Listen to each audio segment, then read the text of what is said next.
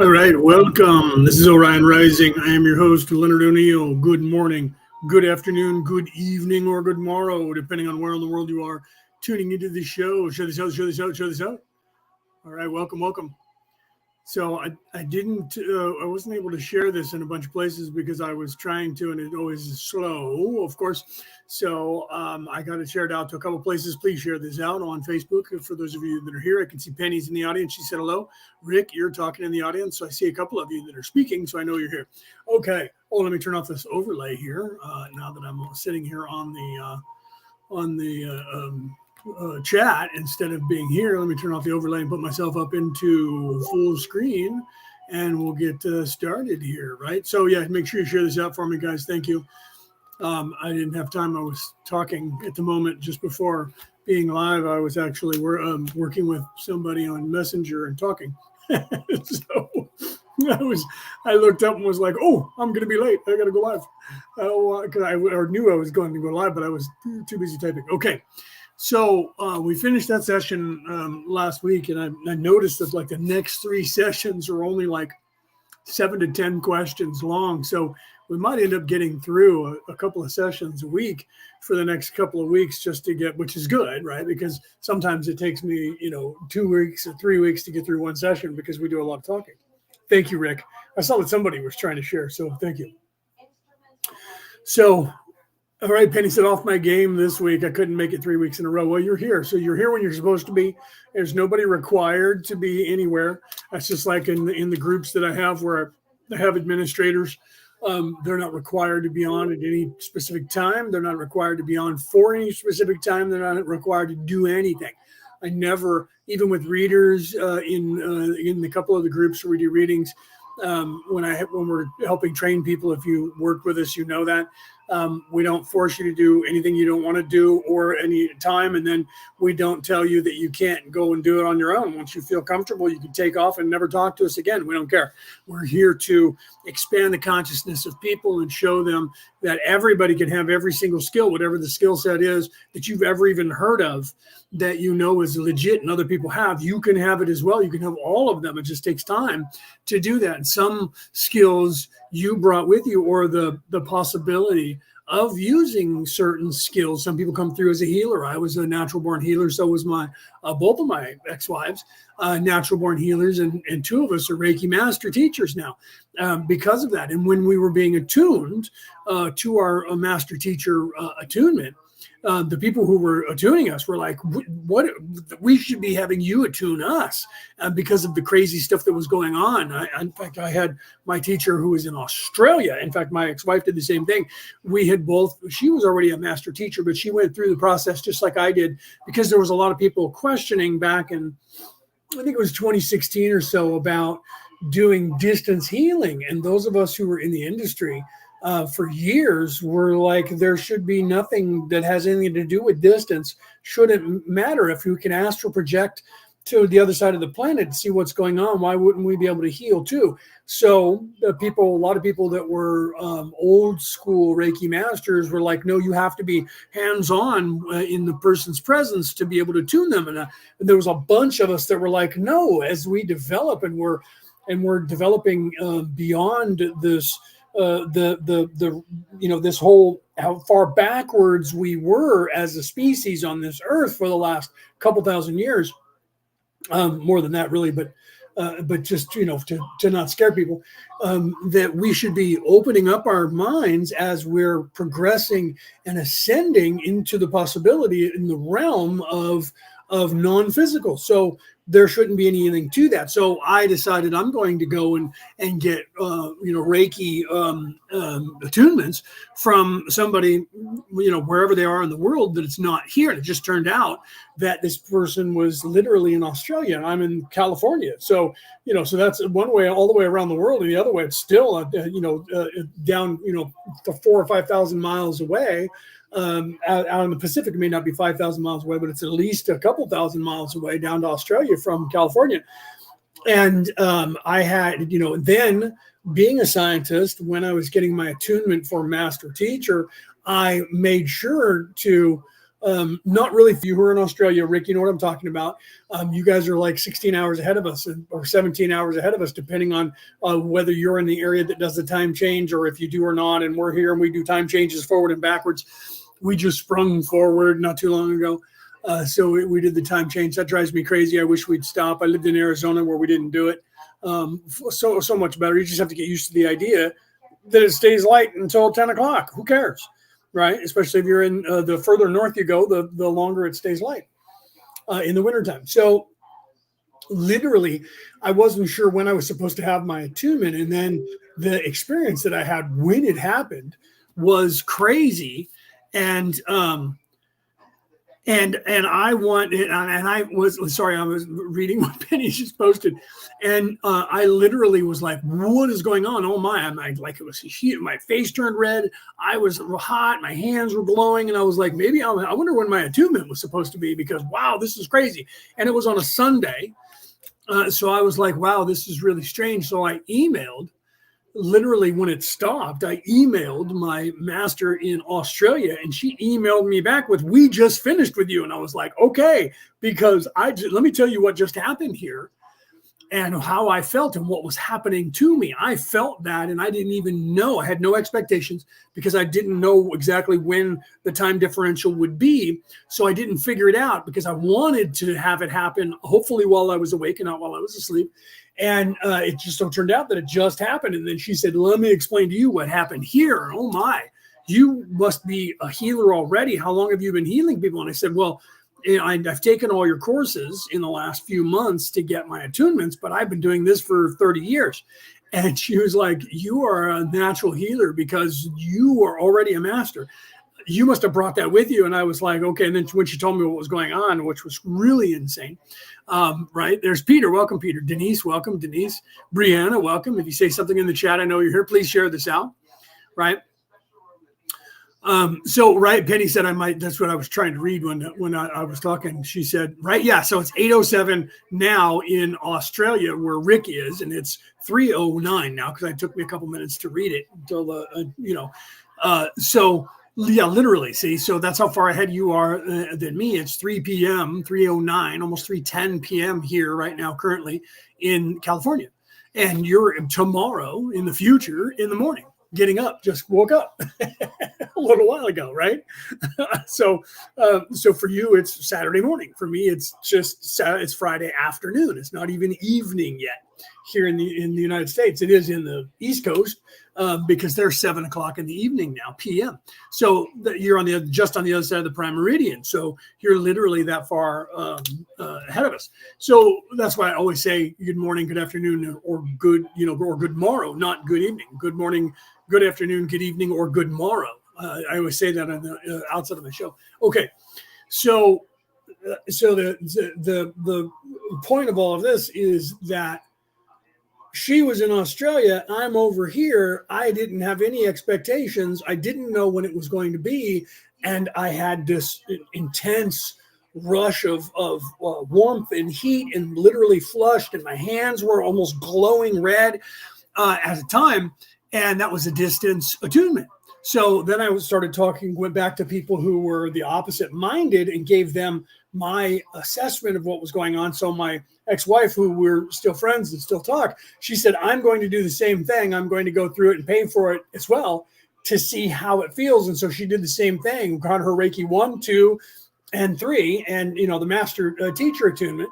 And then we talked about it and then presented it to these people who were the Puritans who said, "No, you can't have that." And they still, some of them, the older ones, still resist. They're closed-minded about the idea of ascension, obviously, and the expansion of the possibility to a hive mind complex and going outside of the physical plane to have things get done. And so people ask me that, what do you do about those people? It's just like when I was going to the Scottish Games, the Celtic Highland Games out here in the United States. They've been going on for hundreds of years around the world. If you're in England, Ireland, Scotland, Wales, America, Canada, or a few other places around the world, you know what I'm talking about. ESPN used to put it on over here in the United States and film. I was there a few times when they were filming out here in Caledonia. Put on by the Caledonia Club, which is the largest club like the United Nations for the Irish, English, Scottish, Welsh DNA and their clans around the world. I was a member of that for a while. I had been sponsored into that and was a member of the Caledonia Club here in San Francisco, where they're based for the North American continent when I was in my 20s. And when I was going there, there was a lot of us that were, would not buy the traditional kilts, which cost even at that time. So we're talking about, I'm in my 50s now. So we're talking 30 years ago, they were already $1,000 30 years ago. So now they're probably $5,000 or more for a traditional wool kilt with your family tartan on it. So some of us didn't have that kind of money. So we were buying these other kilts that cost less, that they didn't approve of. The Puritans were saying, that we were not traditional because it wasn't full traditional dress. And some of us were like, I get that. And if we were doing a military tattoo or in a pipe band, I get that it should be traditional. But if we're not, and we're just here to represent the clans and walk around and do all the things that we're doing, I think that it should be okay for people not to wear a tradition, have to spend the money. People are not that rich where they can just buy $1,000 worth of a kilt or get one specifically made. Those are very expensive. And the Puritans really got annoyed with that. But some of the people in the Caledonia Club were like, listen, that people don't have that kind of money. You could get I forgot what it was called, because there was a Utilikilt, that company, and I had a couple of those. But that wasn't what literally those were. They usually didn't do a lot of tartans. They probably are now doing that. And those were still like $350 to $500, like buying a leather jacket in the United States. But there was another company that would only cost you about $60 or $70, and that one had a fly. You pulled it closed, and it had a Velcro, and you would stick the Velcro at your waist, and then that's all you had to do. So you could just take it off, put it on, and that drove the Puritans crazy. But they did them in tartan, literally clan tartan. So you could get your clan tartan, but only have to pay, and it was done in cotton instead of wool. But it looked very authentic, and you could get the right length that you needed by measuring, and that drove the Puritans crazy, because if you didn't have a shirt go over the top of it, you could see their emblem that they put on the waistband, and that drove the Puritans crazy. But that only lasted for about 3 to 4 years, and after that, that's basically because most people in the United States or in the North American continent were not rich enough to buy one of those kilts for $1,000, and that was 30 years ago. So now, 30 years later, it's got to be $4,000 or $5,000 for the same kilt. So people just started wearing them, and it drove them crazy. But the number of those people got less and less and less very quickly over time as those got more popular. And then Utilikilts too. And people, I was working in Berkeley when I was about 35 years old, Berkeley, California, and I was running a frame shop in Berkeley. And this guy would walk by every day who was worked and owned another shop. It wasn't a frame shop, but it was I forget what it was. I think it was a head shop. That's what we call them over here in the United States, where they sell, like bongs and pipes and tobacco and cigarettes and all that kinds of stuff. Now they sell CBDs and marijuana and stuff like that. And he would always walk by coming from the train station, which I came in on the train as well. But he came walking by after I was already at work and open. And I would see him walk by wearing combat boots and a utility kilt and dressed, and sometimes with a t-shirt.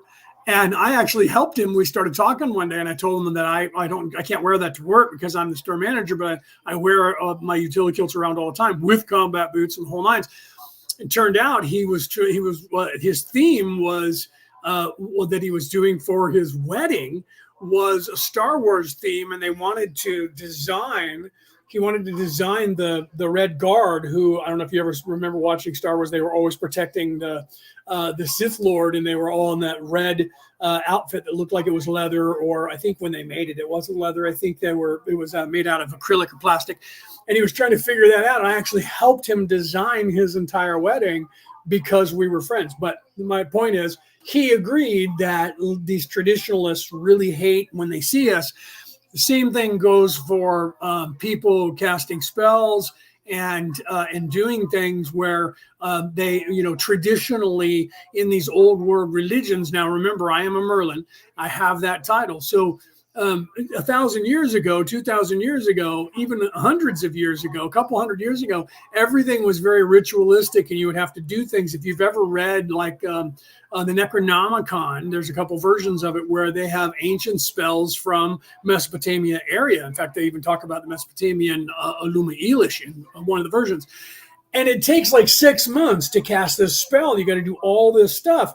And that is the way traditionalists, and I had to combat that from all these guilds and covens here in the United States, where they, with their book of secrets, they would say you have to start the spell on the new moon, and it takes 2 or 3 months to do it, and you have to do it at a certain time because this spell has to be done on October 31st during the full moon closest to October, and all of this.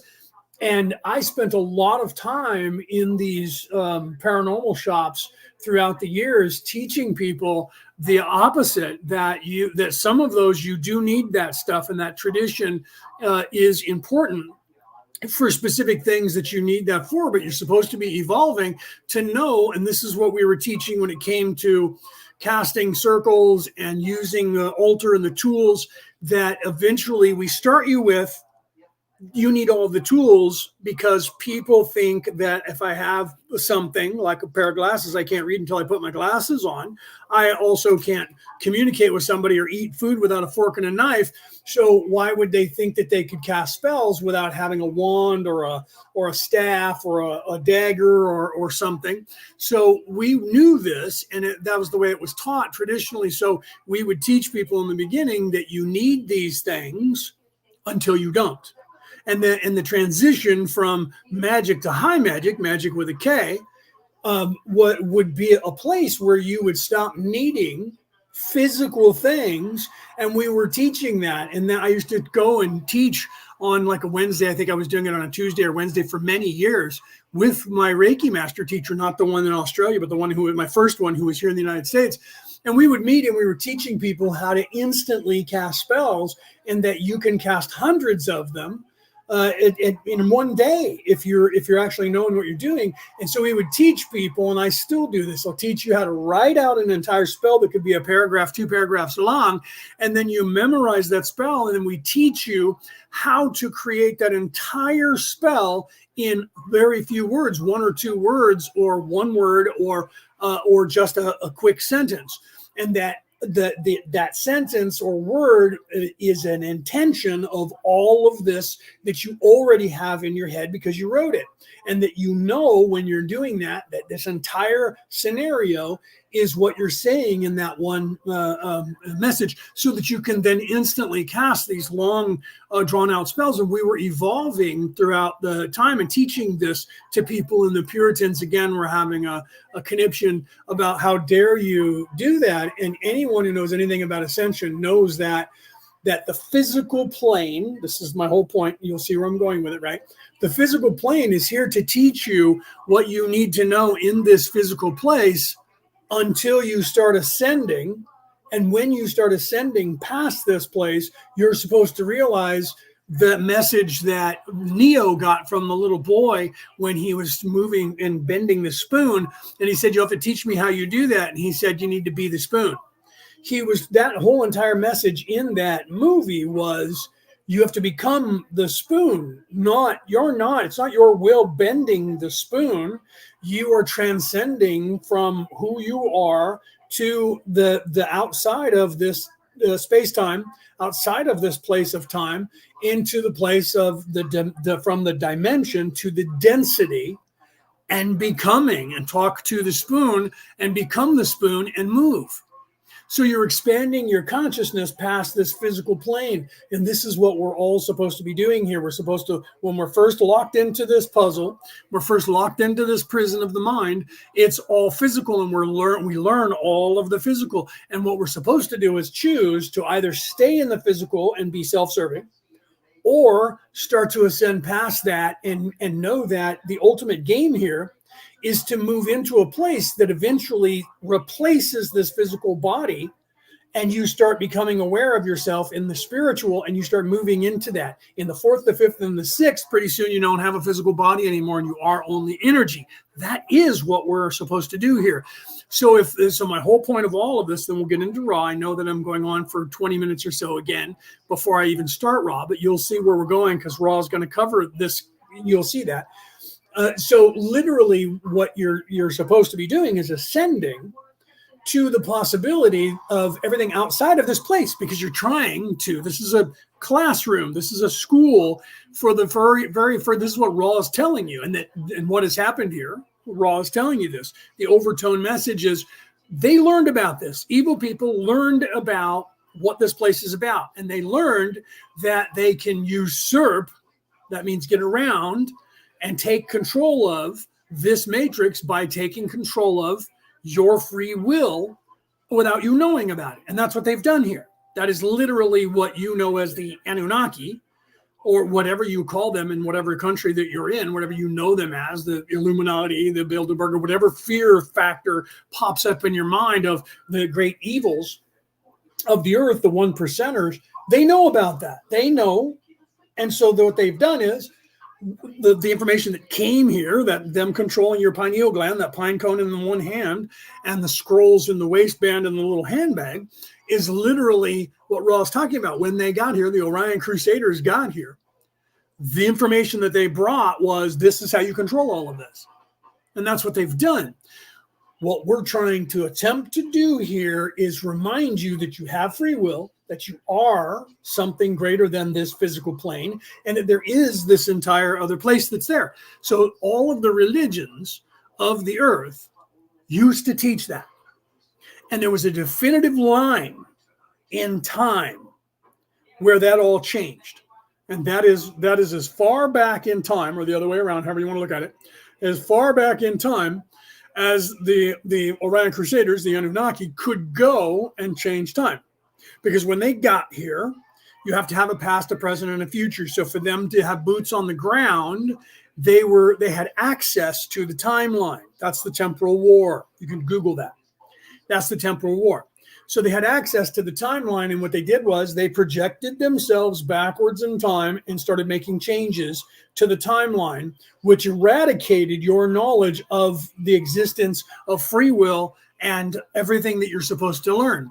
And as we have come forward in time, if you look, they took it all away and didn't teach it, and then they've been trying to eradicate it as it pops up throughout all of time. They're still trying to do it now. Every time people like myself start teaching it, back 1,000 years ago and 500 years ago, they would have already whacked me. They would have already killed me for doing this and saying what I'm saying. They can't do that anymore because there's actually more souls on this earth currently in human flesh, in human bodies, that came here to help than there are indigenous life forms that these evil people are trying to control. Okay. More than 68% of the population of this earth did not originate here. Of that 68% of the population of the earth, there's 75% of that population that is on this planet came here to help. So the overwhelming majority of the souls here have now changed the dynamic of the way things are going, because it's time. The people who were the Orion Crusaders, who got here and got boots on the ground, left shortly after. They weren't even here for 100 years. Okay, they were here for a very short period of time, and they left already. And they moved on, but they left in their wake the controlling mechanism, which was being controlled by the people. They said, you will be the warlord of all of Greece. All you have to do is bow, kneel, and give me earth and water. And just like they said it wasn't literally that, but I used that analogy because that's what Xerxes sent his emissary to say to Leonidas in Sparta. And Leonidas threw his ass down a well, killed him, sent back his skull, and that was his answer. And then he marched out, and you guys know the rest of the story. And if you don't, you should look up the Battle of Thermopylae. And that's the 300, or watch the movie, which is done from a comic book, but it's from what did they call that? In any case, it's very close to reality and history. They just put it in a comic book form and then filmed the movie, and then filmed the second movie, which was what was going on in the water that most people never learned about in that part of the war, which was going on by the Athenians, who came over fighting to cut off Xerxes, while on land the Greeks were doing that and keeping them from refortifying as much as they could, and then all of Greece united, and then ended up, we know the history of that. And if you don't, you should look up that history. The Greeks took over the known world at the time. Okay, so please, like I said, share this out. Okay, so Denise had a question. I will go back and look at that. Is it bad to cast spells for something that you want? Yes and no. You have to be careful if that's the question. If there's another question, Denise, please ask that in the chat and I'll answer that. But I'll answer the one that's right above what Pamela said. It depends. If you're putting out information to the universe for you and it doesn't affect any other person's free will, it's a good question, because that has to do with the laws of the universe, the law of one, and free will. If it doesn't infringe free will of another person, then there's not going to be any negative connotations to what you do. Anything that you put out for yourself, I want this or I want that, I'm trying to attract money or I'm trying to attract, but you also have to be very specific about how you go about that, because the universe works on ideas and concepts. So if you say, I want money, but you're not specifying how that money is supposed to come to you, the universe is going to start feeding you ways to make money, but you may have to work your ass off to get it. So doors are going to open up. And if you don't see them, or you're like, yeah, I want money, but I just want to win the lottery, I want to be lazy and sit on my ass, and I want to get rich. And the universe is going to go, well, that's going to go down on the list, because everyone that knows about the lottery anywhere on the face of the earth, they all have lotteries. They're all thinking the same thing. So you're going to go further down on the list, and it may never happen. So if you're just trying to attract money to yourself, then the opportunity is going to arise, but it's not going to be free. Nothing is free in the place of doing. So it's not bad if your intention is not to change someone else's free will. That's why when people are like, I'm going to do a love spell and cast it on that person, then we teach you how the ramifications of that are going to be negative against you. Do what thou wilt, but harm none is the ancient practice. And then if you're a Satanist, they took that and morphed it and took off the last part and just said, do what thou wilt. Okay, so do what thou wilt, but harm none. So anything that you're doing cannot infringe people of free will. And so that's how what they're doing is they've learned how to get around that free will by proxy. So what they do is they just take away the knowledge of free will from you. They're not, and it's still there, but they don't let you see it outright. Okay, so for instance, here in the United States, they no longer teach things to children which they used to teach to everybody: civics classes, economics classes, social economic classes, and geopolitical classes. They don't teach those growing up at all, but they have them in college, and they don't require you to take any of those classes, but they're there if you want to learn them. Business classes and things like that, they're there, but you have to go in and say, I want to take this class.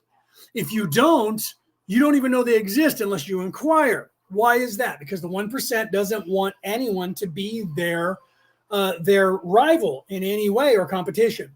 So it's there if you go and look for it. So they're not taking it out of everything, but they're not doing you any favors by saying you need to learn how to do these things to survive on this planet. You need to know how to write checks. You need to know how to balance checkbooks. You need to know how to balance your bank account and how to spend money and how to make a ledger and make up all these things of this is how my expenditures, and this is how much money I have, and this is how much money that I can spend or need to spend. And so there's people like myself who get paid money to teach these things that were basic for kids 50 years ago, 100 years ago in this country, and I'm sure it's in your country. If you're in Ireland, you know what I'm talking about. They don't even teach you your native language in Ireland currently. There are more people around the world that speak Irish than there are in the country of Ireland who speak it, because they don't teach it, especially if you're in the north. You don't get, it's there. If you want to learn it, you can. It's on the Duolingo app. You can buy it from Rosetta Stone, but they've taken it out of, we're not doing you any favors. When I was a kid, you were taught either Spanish or French, and you got to choose which one that you were to learn. Because I live in California, we have so many people that are, have a border with Mexico. I started learning Spanish. I'm teaching myself now Spanish and French and German and 25 languages, not a joke. So I'm trying to learn all of them. before I end this life, I'm going to learn, because I know that I already know them. I'm just trying to remember them. It's taken me a long time to learn how to spell them in every language. That's taken me far longer than I can mimic languages and pick them up very quickly. So if I talk to people, I pick up language and ask questions, and I'm really good at that, and accents and things like that as well. So I'm really good at that, but it's trying to figure out how to spell. But writing, because of what they did to English, has never been my forte. English is like the most hideous language to try and learn how to spell, because they designed it so that poor people had no idea how to write things properly, so the rich people could say and separate themselves. And the same thing with talking. But my father taught me how to speak like an aristocrat, because my family's royalty. So he was like, you need to learn this part. But my father was never really good at spelling either. So spelling has never been a strong suit for most of the people on my father's side of the family, because you don't need that when you're communicating with words as much as you do if you have to write things out. Okay. So the point of all of this is that the Orion Crusaders have just got around your free will by, first of all, not letting you know you have free will. Secondly, taking away anything that would advantage you and give you equal footing against what they want and what they are controlling. So if you want to get rich, you got to look at rich people and go, what did they do to get rich? If you ask yourself that and research it, then you go, well, they went to all these business classes and took all these courses. If you do that, you will become rich, because that's how they became rich. That's how all rich people become rich. That's why they tell you, if you want to get rich, you got to start hanging out with rich people. If you want to be a politician, you got to start hanging out with politicians. Why? Because you see, they talk to you. They start telling you things. They start giving you secrets. You just have to pay attention. That's why we say this, and we try to teach you guys this. When someone tells you who they are, listen to them, okay? Because they will. Arrogance is one of the biggest, gluttony, arrogance, hubris is the biggest three problems of people that are in service to self. It is, in fact, what defines them more than anything else, is their ego.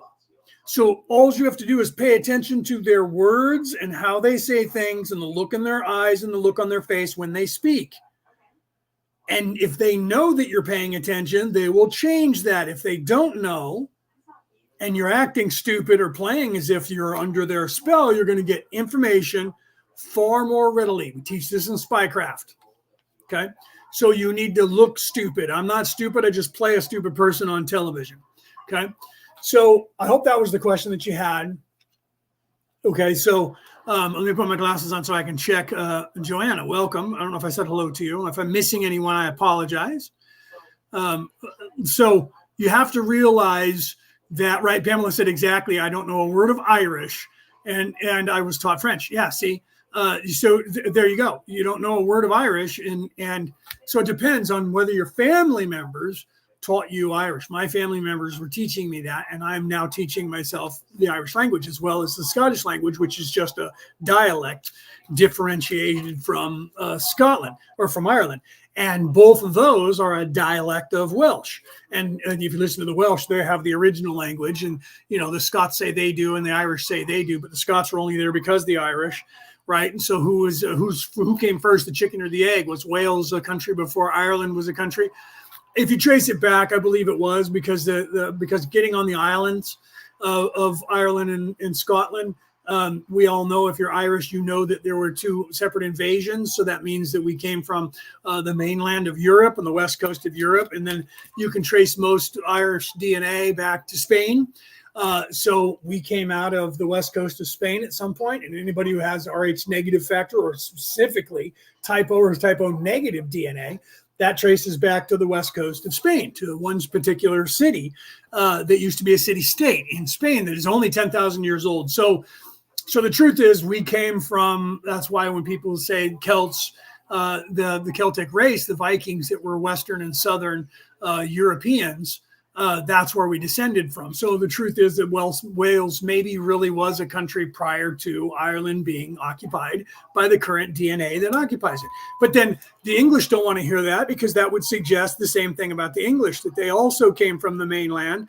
And they don't want that because the French and the Germans and the Welsh claim that they've been around longer than England. And the English, of course, believe they own the planet.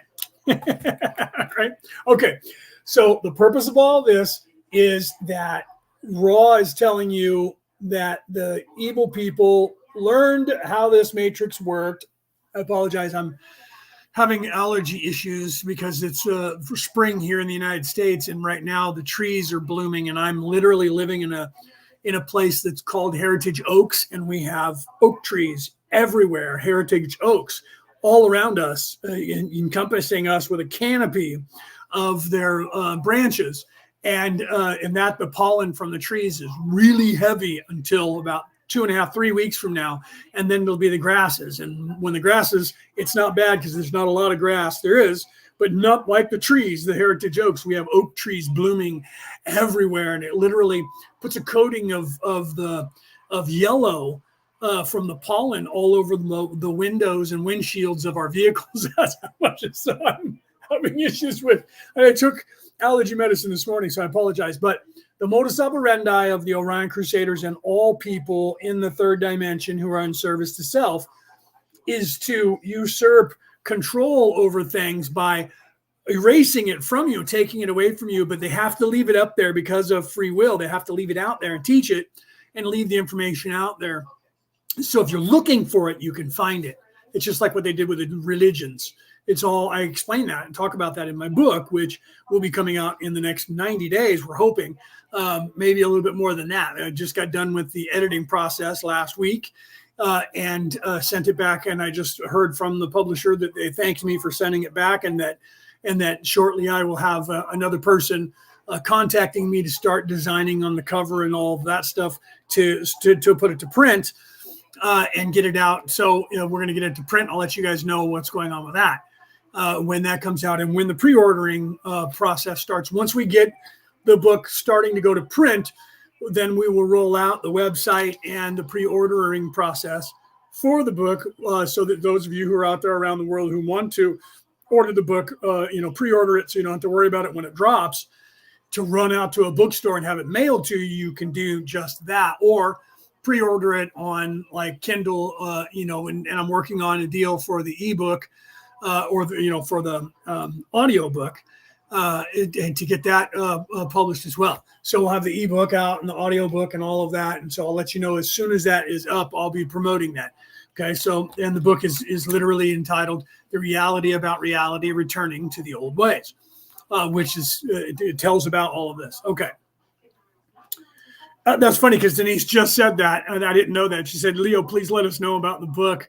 We want first dibs. No, I will. As soon as we get the website up, I will be promoting that. And as soon as we have a pre-order tab on the website, that'll be, I'll let you guys all know about that so that you guys, anyone who wants to buy the book will be able to have access to pre-ordering. And as soon as it rolls out to the world, your book will be put in the mail. And I don't know if you guys will get it. I think you guys will. I think they time it to where if you pre-order it, you get the book on the day that it drops or very close to that, depending on where in the world you are and how long it takes for the publisher to mail it to you, so that the book gets to you and you get to read it, instantly instead of having to run out and stand in the lines at a bookstore. Okay. So hopefully I answered that question, but that plays into everything that is the modus operandi of the Orion Crusaders. Like I said before, please share this out for all of you who are popping in. Deborah, welcome. I see that you're there. Did I miss anybody? If I missed you, say hello to me in the chat, and I'll say hello to you, because if you don't say hello in the chat, then I don't know you're here. Okay. All right. So I'm going to go ahead and do a sound check on Raw, and we'll get started with this session. Okay. So here we go. April 18, 1981. 47.0 Ra, I am Ra. I greet you in the love and in the light of the one infinite creator. We communicate now. 47.1 Questioner, could you first give us an... All right, let me know if you guys can hear that okay, because I'm not sure if you could or not. I'm getting notifications here, sorry. Thank you. And Peter said that's absolutely perfect, loud and clear. Thank you very much. Okay, so let's go ahead and go continue here. Okay. Indication of the condition of the instrument. Ra, I am Ra. It is as previously stated. 47.2 Questioner, okay. The question that I was trying to ask at the end of the last session was, of what value to evolution or experience in the creator knowing himself are the positive and negative social memory complexes that form starting in fourth density? And why was this planned by the Logos? Ra, I am Ra. There are inherent incorrectnesses in your query. However, we may answer the main point of it. The incorrectness lies in the consideration that social memory complexes were planned by the logos or sublogos. This is incorrect, as the unity of the creator exists within the smallest portion of any material created by love, much less in a self-aware being. However, the distortion of free will causes the social memory complex to appear as a possibility at a certain stage of evolution of mind. The purpose, or consideration which causes entities to form such complexes, of these social memory complexes, is a very simple extension of the basic distortion towards the creator's knowing of itself. For when a group of mind/body/spirits become able to form a social memory complex, all experience of each entity is available to the whole of the complex. See, so you hear me talking about this a lot because people are starting to get glimpses of this information. It starts with learning about the Akashic records or the halls of Amente, whatever you know it as. That is the record that is up there. That is the literally everything that is being recorded from all of time here on this physical plane is up there from the perspective of the person, the perspective of other people, and the perspective of the universe or the universal mind. So everything is recorded in three different angles. And if there's, say, if I'm speaking like now, and everybody around the world is listening to my words, the emotion and experience of them for this moment is also there being recorded by them in three ways. So if somebody were to tap into the Akashic records and want to tap into specifically, say, this show, they would have access to all of that. And when you have access to a memory, it's not the same as watching it on television where you have this peripheral vision of the room you're in. So you're like, I'm witnessing this as myself, and I'm seeing what's going on. Even if the camera is in first person for the person or goggles on to where you're seeing it like that through their eyes, you still have a sense of, and that's as close as we've ever been able to get until we have these goggles now where we're trying to get you to transition.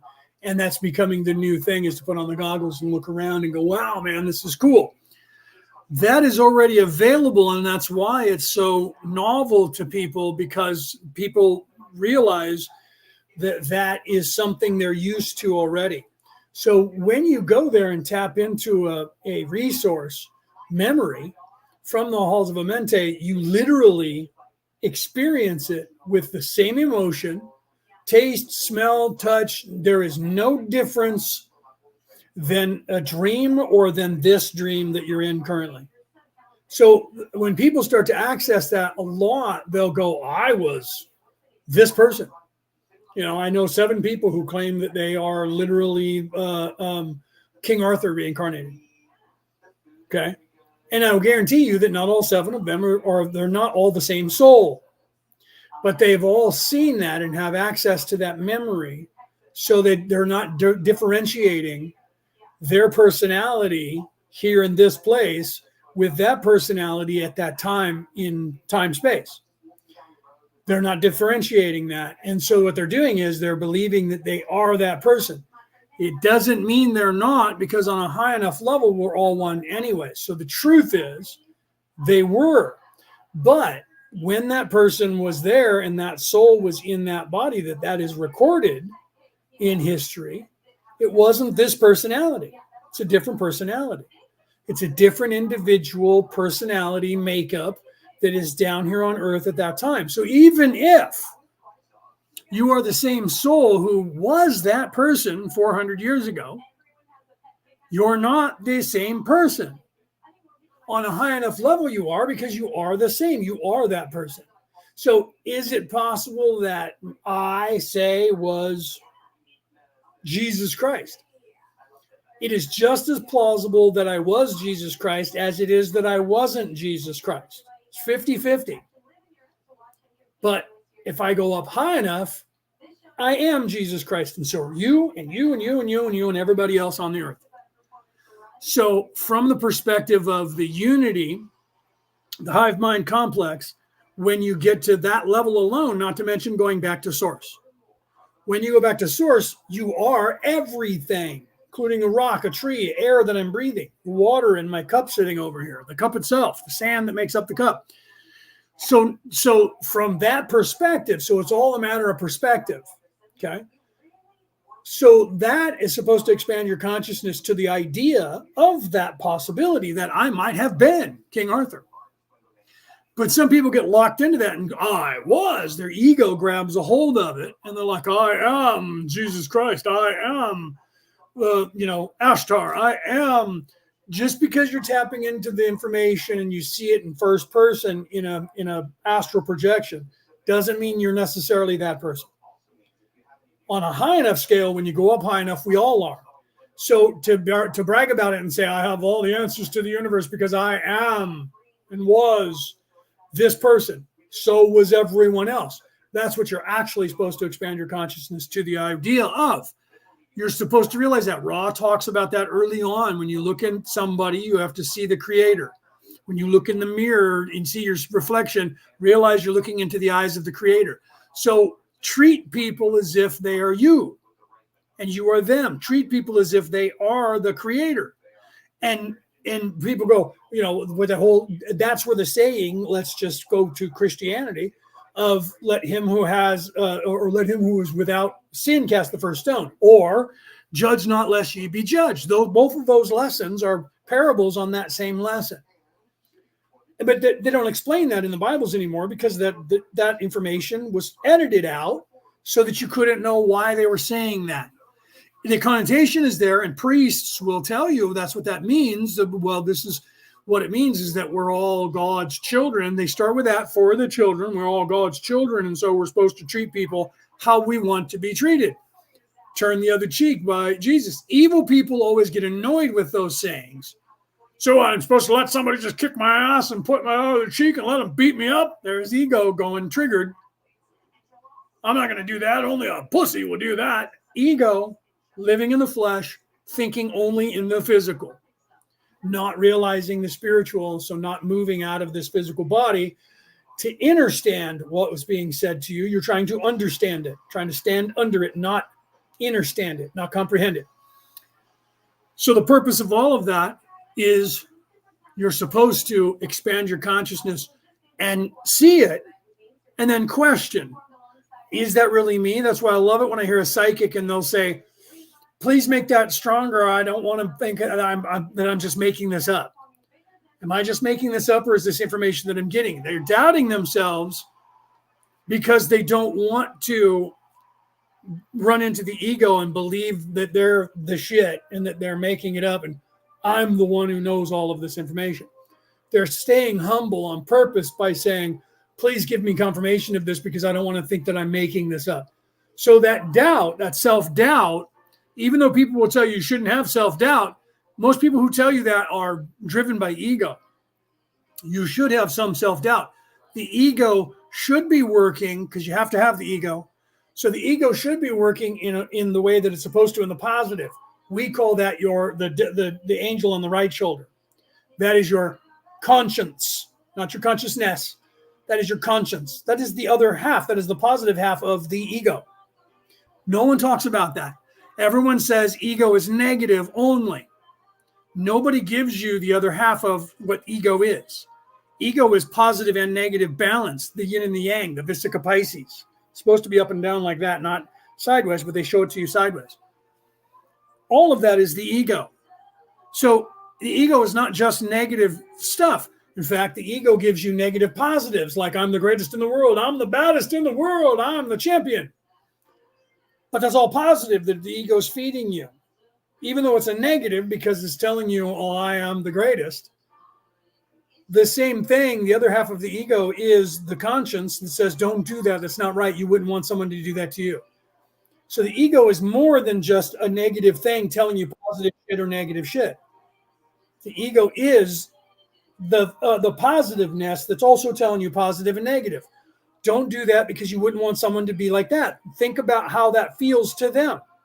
There's negative to that positive. Do you see the difference in the connotation from I am the greatest in the world or I am in total fear and they're all trying to get me? And Don't be that way because you wouldn't want someone to be that way. Remember what it feels like to do that. I tell you this because those two activations that you're getting are the same that happens when you go to the Akashic record and you are now becoming that one entity, and you're supposed to realize that choice. And then you're supposed to realize that when you are accessing memories, to differentiate from who you are now and the memory that you're actually accessing there. You're going to get it with all of the emotion, the armpit smell and everything that person felt when it was recorded, emotional wise, psychologically wise, seeing, hearing, tasting, smelling, all of that is part of the experience that is being recorded on purpose, because that's what we're here to do, is all of that.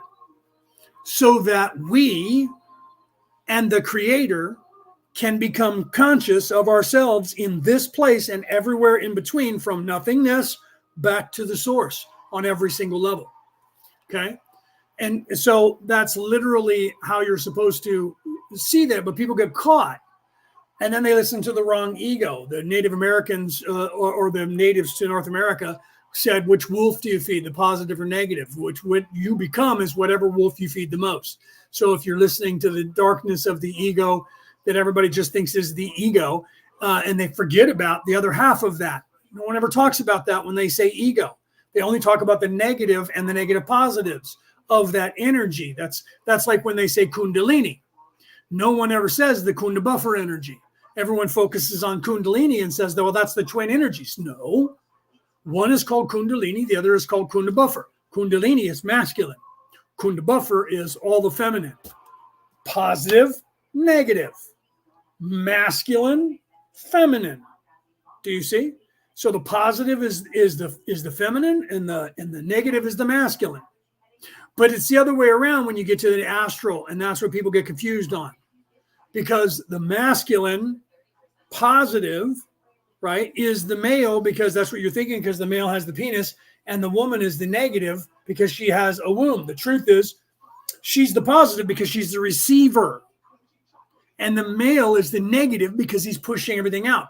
So if you look at electronics and batteries, the positive, even though the positive has the little positive thing there, it's actually the opposite of what you think it is, positive and negative. Because when you move from the physical, which the physical signs of positive aggression, negative nurturing, into the astral, it's actually the opposite. Why is that? Yin and yang, as below, so above, as within, so without. So when you move from the physical plane to the spiritual plane, it is the opposite in that place. So the woman becomes the positive because she is the nurturer, love and things, giving to people, being in service to others. You are positive. Being negative and about yourself, you're negative, you are the opposite. Do you see? You're no longer the aggressor. The aggressor is here, physical.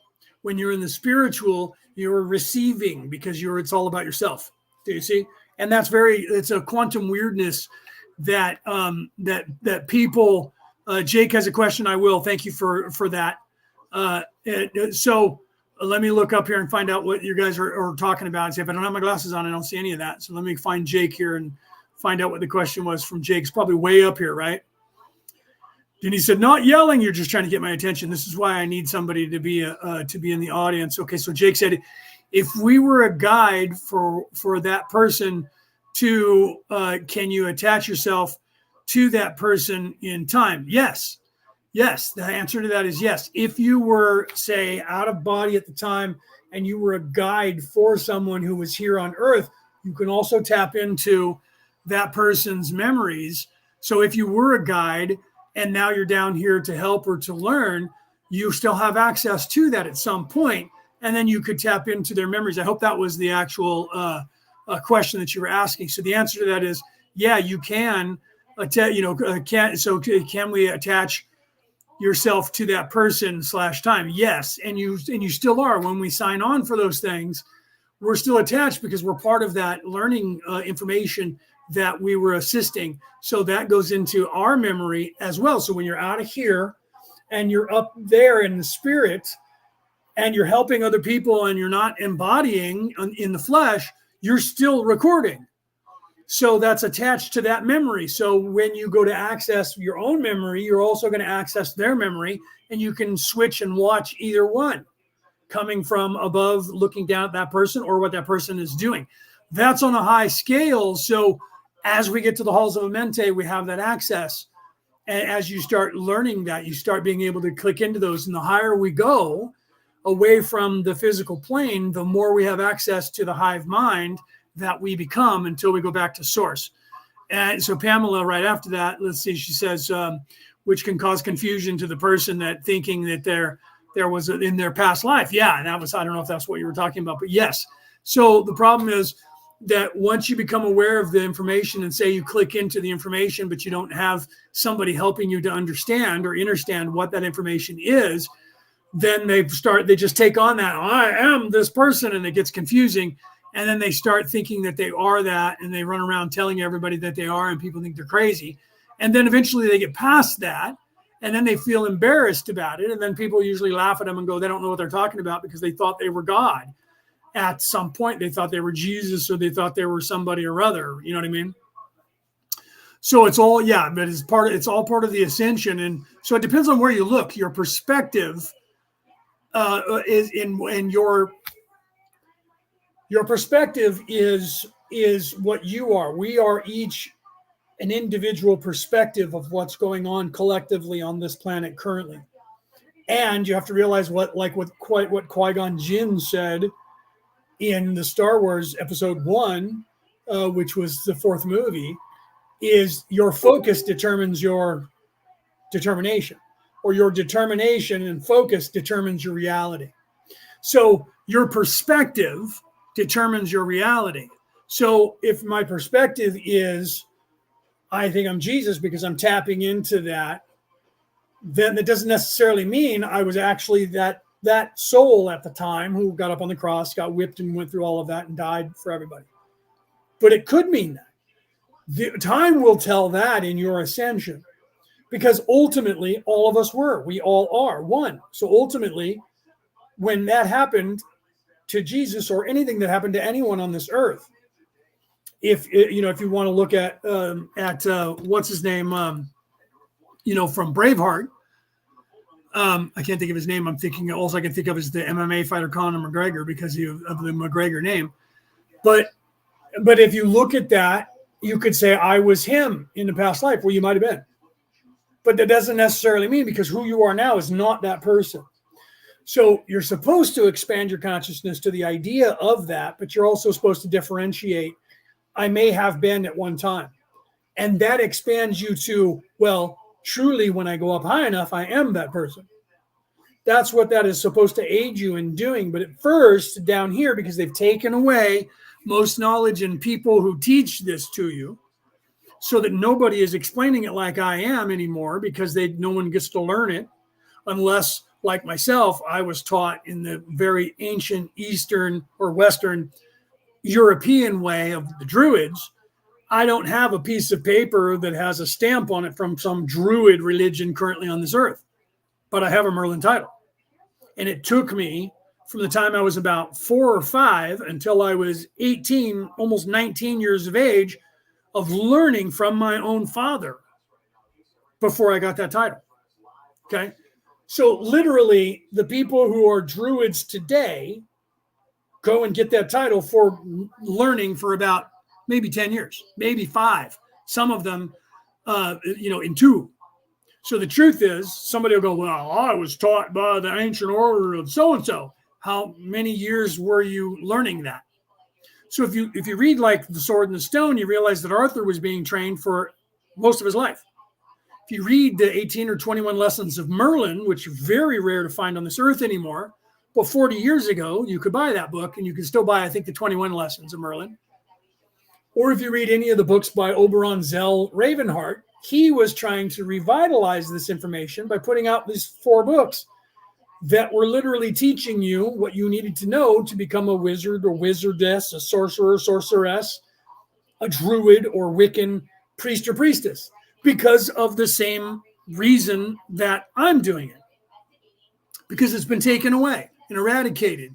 And there's an information and what's being taught is that you have access to this knowledge, but it doesn't mean that you are that knowledge, but then it does mean you are that knowledge. So don't get arrogant about it and go, I am the only Jesus. I was the only one. When you think that at all, you're not, because you're ego.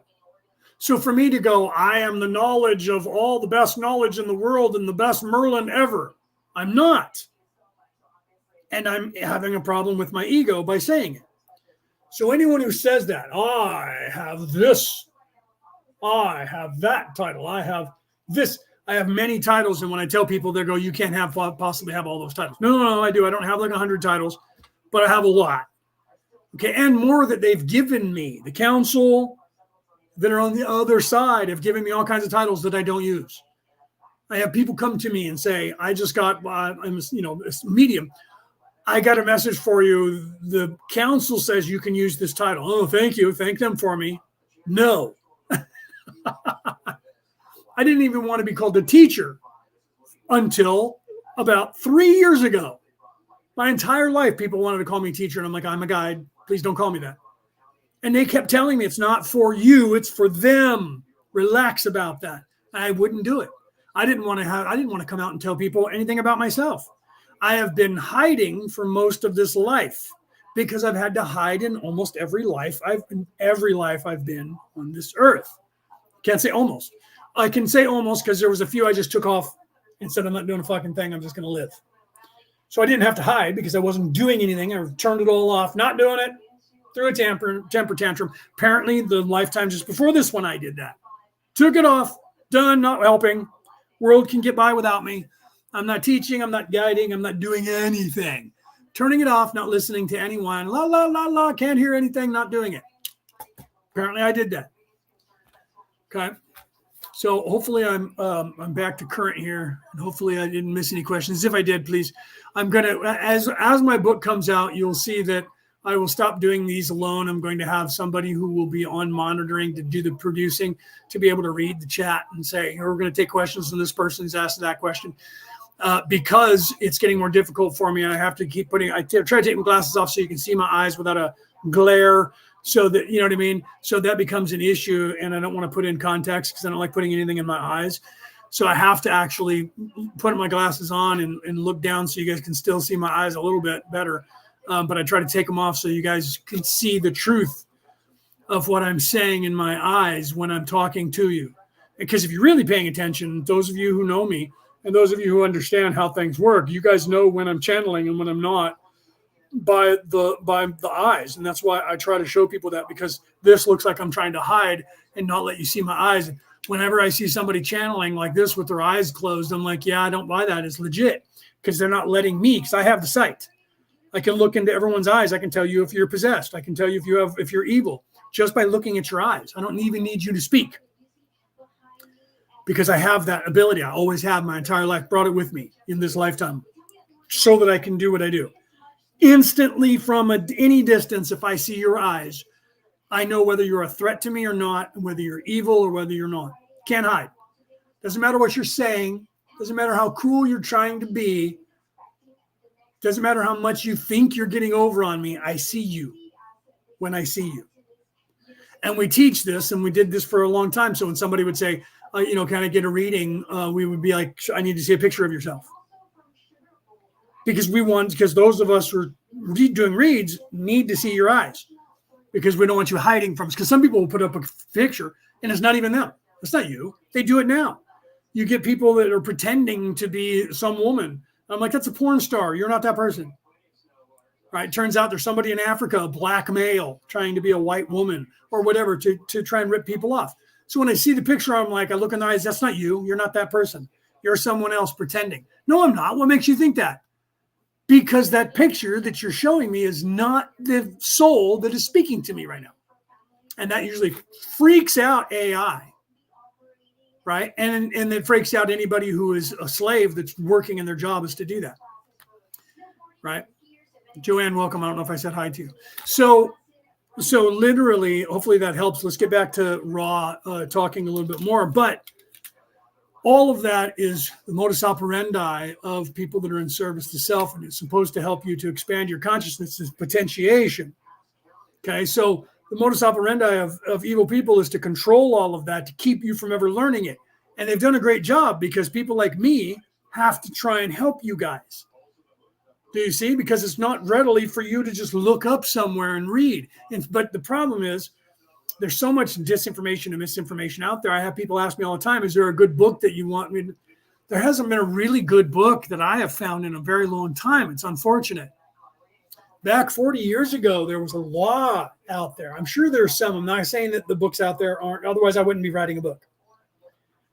Okay, so there's information that is out there, but you have to take everything with a grain of salt these days. And that's why I let people just look it up, find something that works for you and see how it turns out. And that's what I say about myself too. If you guys aren't drawn to me, don't feel bad about staying, because you're not. If you feel drawn to somebody else, go and follow them. Follow as many people as you can. My father taught me that when I was little. When I said, "Dad, are we Christian?" Because there's a church across the street, Jesus Christ Latter-day Saints. They're Christian, different than a Roman Catholic church, but still Christian. And literally, I grew up across the street from a church. One of the parking lots was next to my house. Across the street from the church parking lot was butted up against the side of my house. Literally, it was only about 20 feet from my house. The end of the property line was a parking lot. So my father said, don't just follow in footsteps because of that. You need to look at, if you want to go down that road, look at all the religions, read about them, get their books, their tomes, their scrolls, read that. Go and talk to their clergy, go and see a mass, go to their church, learn from them, and search all of that. Don't just pick one because your grandparents do it. And find what fits for you, if anything at all. If you need a religion, you'll know it because it'll fit somewhere. It'll fit. If you don't need the religion, it's not going to fit. Meanwhile, he was teaching me about Druidism and the pagan way or the Wiccan way, whatever you want to call those religions, when they were blended as one before they were separated into masculine and feminine. Now they're both again, which is good, right? So now Druids are men and women and Wiccans are men and women. But back in the day, say when Arturius was learning from that Merlin, Arthur was learning, the Druid religion was all masculine and the Wiccan religion was all women.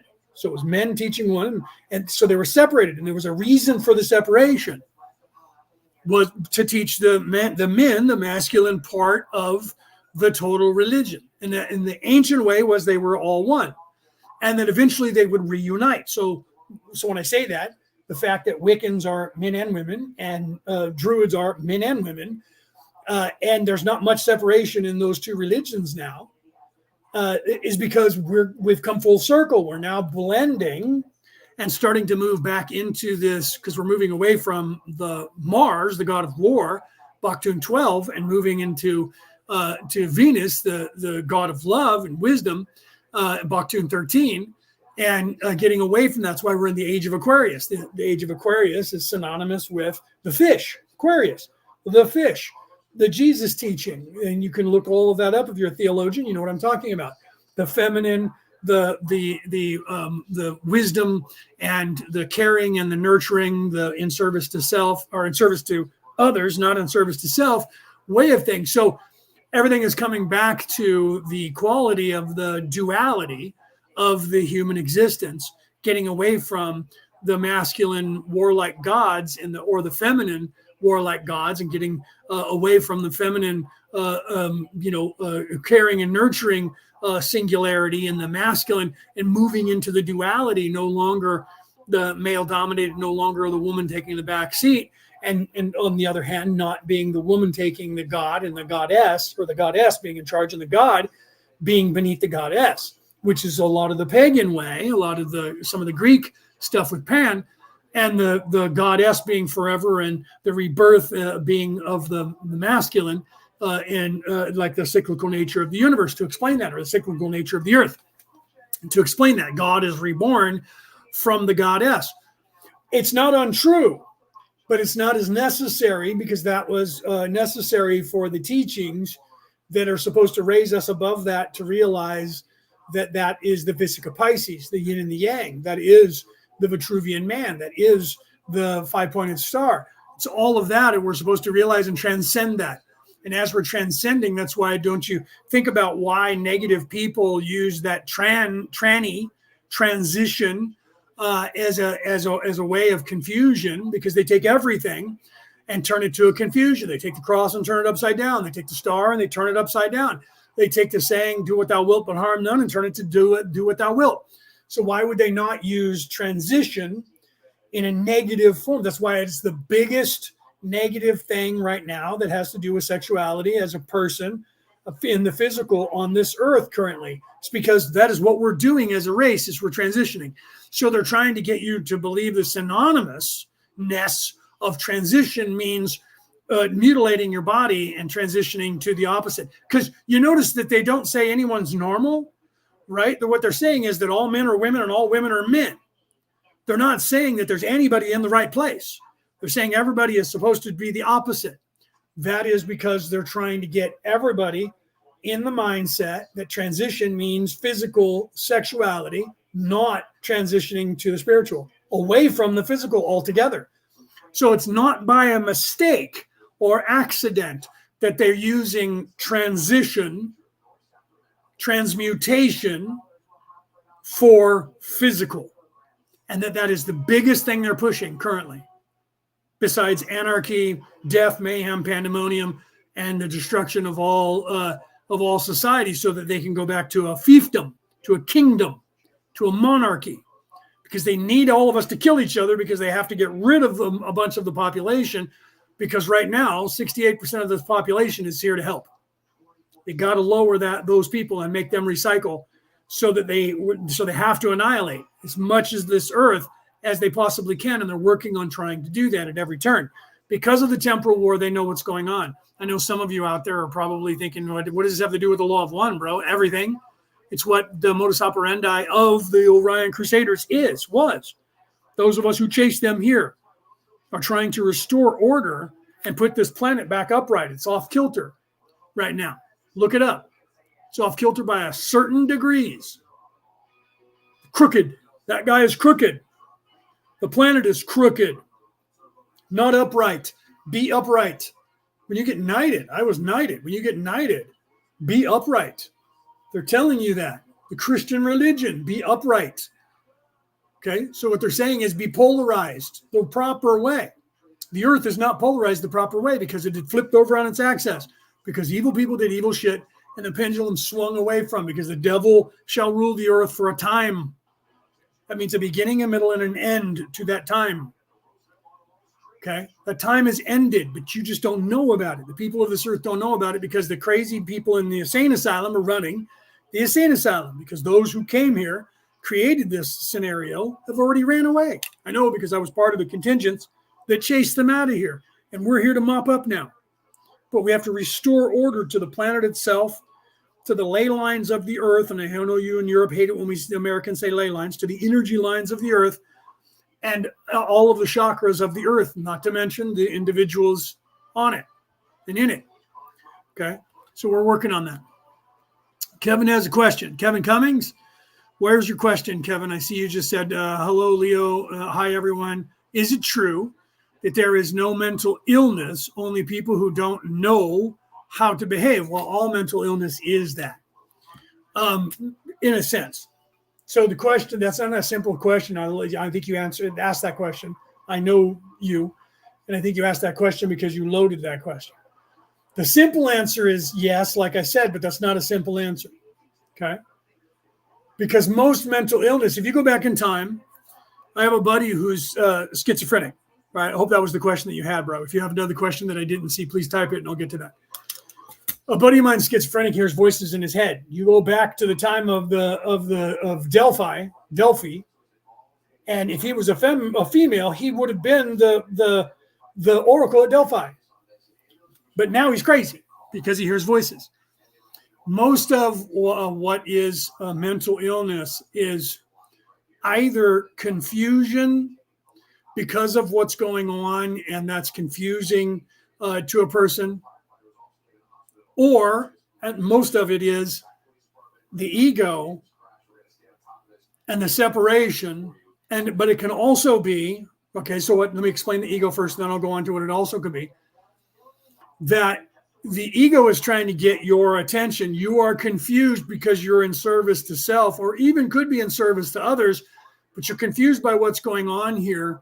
And so what happens is, if you have a trauma, now I'm going to give you the clinical definition. If you have a trauma that happens to you and you're trying to separate yourself from that moment, you're being raped, you're being beaten, you're being tortured, whatever it is happening to you, especially at a younger age, you will then try to turn off the memory. That happens normally. You'll turn off the memory of the event happening to you, and that gets stored somewhere, creates problems as you get older until you eventually realize that and unlock that negative energy that's stored. Why? Because the human condition, this body, records it as now. So for you to then see that thing, you're going to see it for the first time. For the first time, it's going to be exactly with all the emotional attachment to it that you went through it because the body can only record it that way. So when you unlock that memory, it's going to come up that way, and you have to see it under a controlled environment, or you're going to feel like and believe you are there as that little boy or little girl. So what happens is sometimes the ego assists us by creating another character to replace you as your personality at that moment. Then what happens is that creates a split in your personality, and that persona, until you deal with that thing, can still be an individual separating you in a conscious way. So you'll believe you're this person, and then all of a sudden you won't be here anymore, and you won't have memory, and there'll be another person, and it's actually you. But you've now, the ego has taken on that, and you believe you are that other person as well. And you believe that you don't know about each other. Or you'll hear the voice in your head and know it's another voice in your head that's talking to you, but you believe that the ego and the thinking mind is now a separate entity from you, and you give it a personality, and it takes on that personality because the ego needs to have your attention no matter what. Okay? So that is, if you watch the movie of Fight Club, that's what it entailed, what happened there. They don't tell you what happened to him to create the split, but they kind of show you a little bit that his life was so stressful that the split was happening over time. So if you watch the beginning of the movie and you really pay attention and you have good enough sight, you'll see that they put Tyler Durden into his vision, where it would flip into his vision for a half second or a second and then disappear. And that happened more and more until it stopped. And when it stopped was when Tyler Durden started doing things, and you're unaware of that. And then they introduced Tyler Durden, and you see him as a separate person sitting, talking to, fighting with him. And you don't realize until the end of the movie that it was all him, until he realizes it. It was beautifully written. So that's one scenario for mental illness. The other part of mental illness is that you're actually tapping into the consciousness of you in other realities currently that you tap into when you're not in this one, or other memories of other lifetimes that you've had on this earth. And they're bleeding over into now, and you are like, I'm hearing voices and they're saying weird things. It's like we're recording a ghost or an image, a voice that's coming from another time, and you're communicating across time, and you find out, wait, I'm communicating with somebody who's been dead for 500 years. But we're having a conversation in the now. But for them, this is 500 years ago, and they think it's now. They're starting to realize that in ghost hunting. So there's so much of the space-time continuum that plays in those layers. So the truth is that most people see mental illness as something that's going on physically in the brain that's causing people to do hideous things, when most of the time it's not. And it's going to take a while for people to realize that. People who are in service to self have more mental illness than people who are in service to others. Why? They don't know that they don't believe that there's an outside entity that is an ego.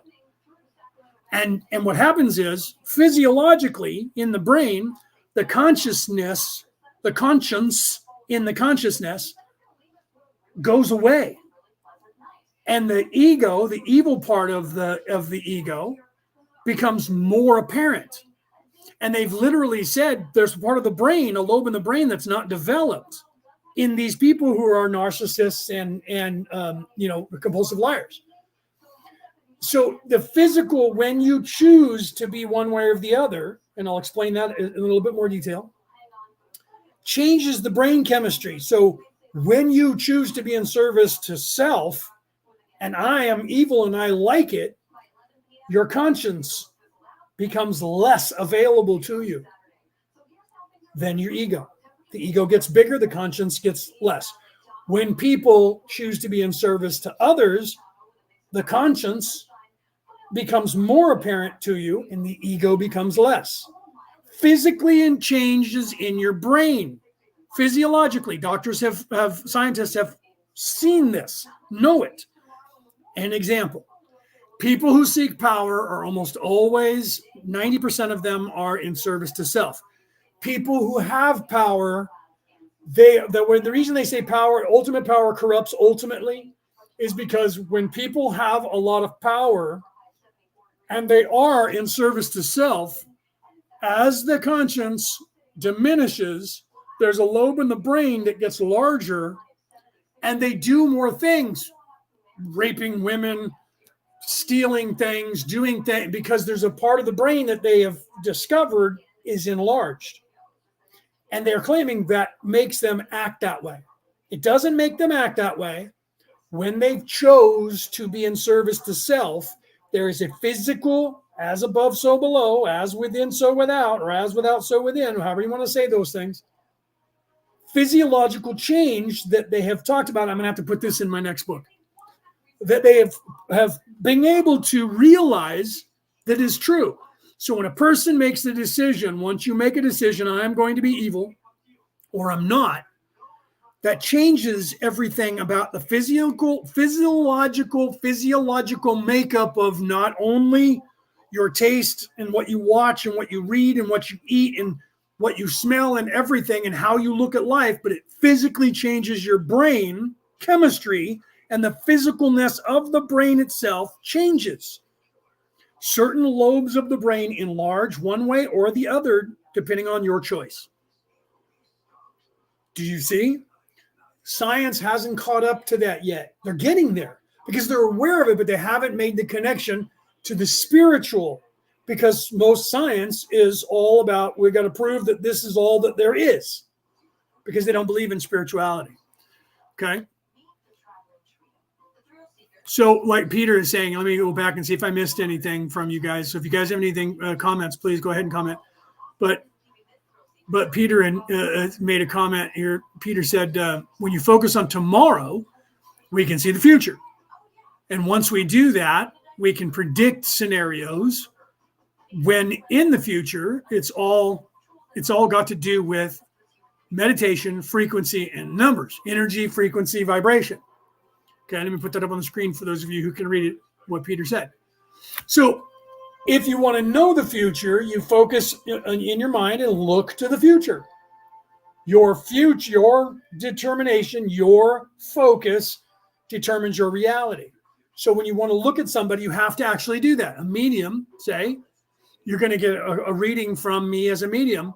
I will look at you and then I look into your future. So as I'm looking at you and we're going to do the reading, I look into you and go into your future and look at all the probable future outcomes that you have and address what you're asking me for. Because you can't see some of that because it will break free will and there's organic things that you're supposed to learn.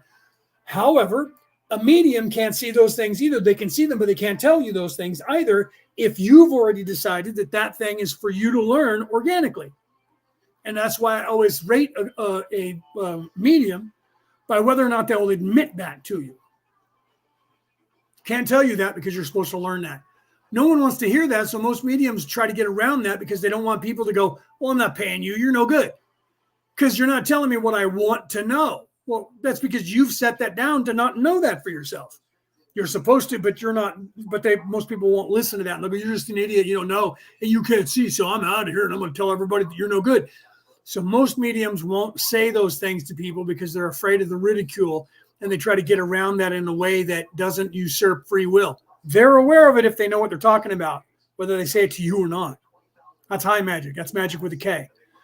But if they never do that and you never hear them and they just give you a definitive answer to every one of your questions, you need to question whether or not that person, you're either asking every question that you can know the answer to, or that person's not legit. That's why we used to test them.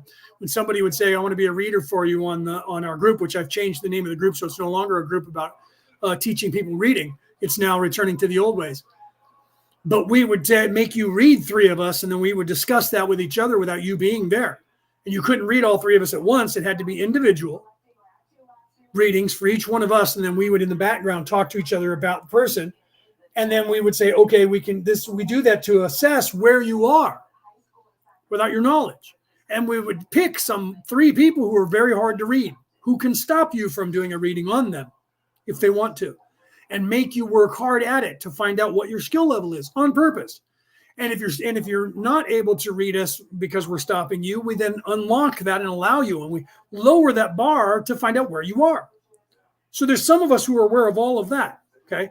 So what you focus, your focus determines your reality, also determines where you look. You want to read something about someone's past, a past life regression, you look into the past. Do you see? So Peter is saying that, and then it has to do with numbers as well, because numbers have to do with the physical plane as well as the astral plane. Right. And then Pamela said, remember though, that names, etc., is a human thing, so that we will give you names to make it easier for us to comprehend on and remember that differently. So honestly, names will come, but they aren't necessarily, that's right. And because we identify here as the individual with the individual name. That's why I have my personal name, and then if you look at my page, it says Kelto Crow Eagle.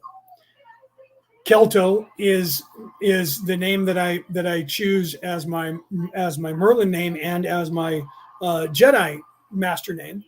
Crow Eagle is my Wiccan Druid magical name. So I use Kelto Crow Eagle. Kelto means Keltoi from the Greeks, which is where we get the word Celtic. So my name is telling people what my race is, Kelto. It's telling you that my race is Keltoi, and that Greek word Keltoi is the word catch-all phrase for the Vikings that lived up north from them. That literally meant, Keltoi meant those people who live up north who are not Greek. And that is what we ended up learning to call the Celtic people, from the Keltoi Greek word. We don't know what they called themselves because they never told anyone, because they were true Vikings. They never taught anybody their language, and they never told anybody with the name of what they called themselves. That tells you they were Vikings, because that was the Viking way. So everybody in Europe, from Southern Europe, Western Europe, all the way up the north, they all had the same consistency of never teaching anyone their language and learning their language, never telling people what they called themselves. So the name Viking that we get now comes from a term that doesn't mean a race of people. It actually means marauding, raping, pillaging, marauding, going a Viking. Okay. But it also stems from the different clans that were in the ancient. Like right now we have the Russians. They were from the Rus clan. There used to be a group of people that were living at the steppes of Russia that were called the Hessians. They were of the Viking clan Hess. And then you had the Geats. And then you had the Vic. Okay. Thor was a Geat. Ragnar Northbrook was a Geat from Denmark. Okay. So you had Geatland, Norway, which was Nord, right? That's where they get the word Nordic. Northern people, Nordic people, comes from the Nord, from the north. That's what that means. Northman. Nordic, Norway means Northland. Okay. So literally most of the people in the Middle East used to call the Vikings the sea people. That was the name for them, sea people. Different people had different names for the same people. Okay. So I call myself Kelto Crow Eagle because of what the crow and the eagle represent as my spirit totems on this earth in this lifetime. So names are what we call someone in the physical, and this is where Pamela is right about that. As you move into the spiritual, pretty soon there is no more names. It's only your energy. and your energy is a signature. And when you meet someone, you will know everything that there is to know about them, their entire past, their entire present, and their entire future. But that's not going to happen in the third dimension. That only happens as you go into the fourth and the fifth. And as you do that, so the closer you get to somebody in proximity, you know everything that there is to know about them. They know everything that there is to know about you. So there's no lying anymore. You can't lie and pretend you are something.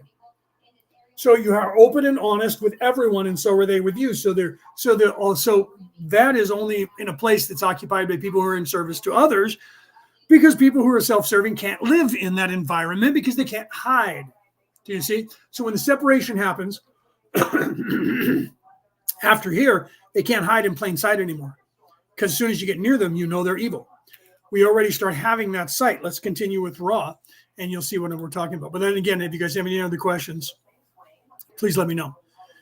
Denise said, Leo, from now on, if it's okay, I'll be going to put our question in caps. Yeah, because until I get somebody who's on air with me, which I'm going to be starting to work on to get somebody to be on live with me when I do these things, you'll see that there'll be somebody who, because then I can look at the camera and they can read the chat and then put the questions up and ask them. Once I do have my book coming out and people are interviewing me, you'll see that that's going to happen anyways, because I'm not going to be producing and directing and being a one-man show anymore.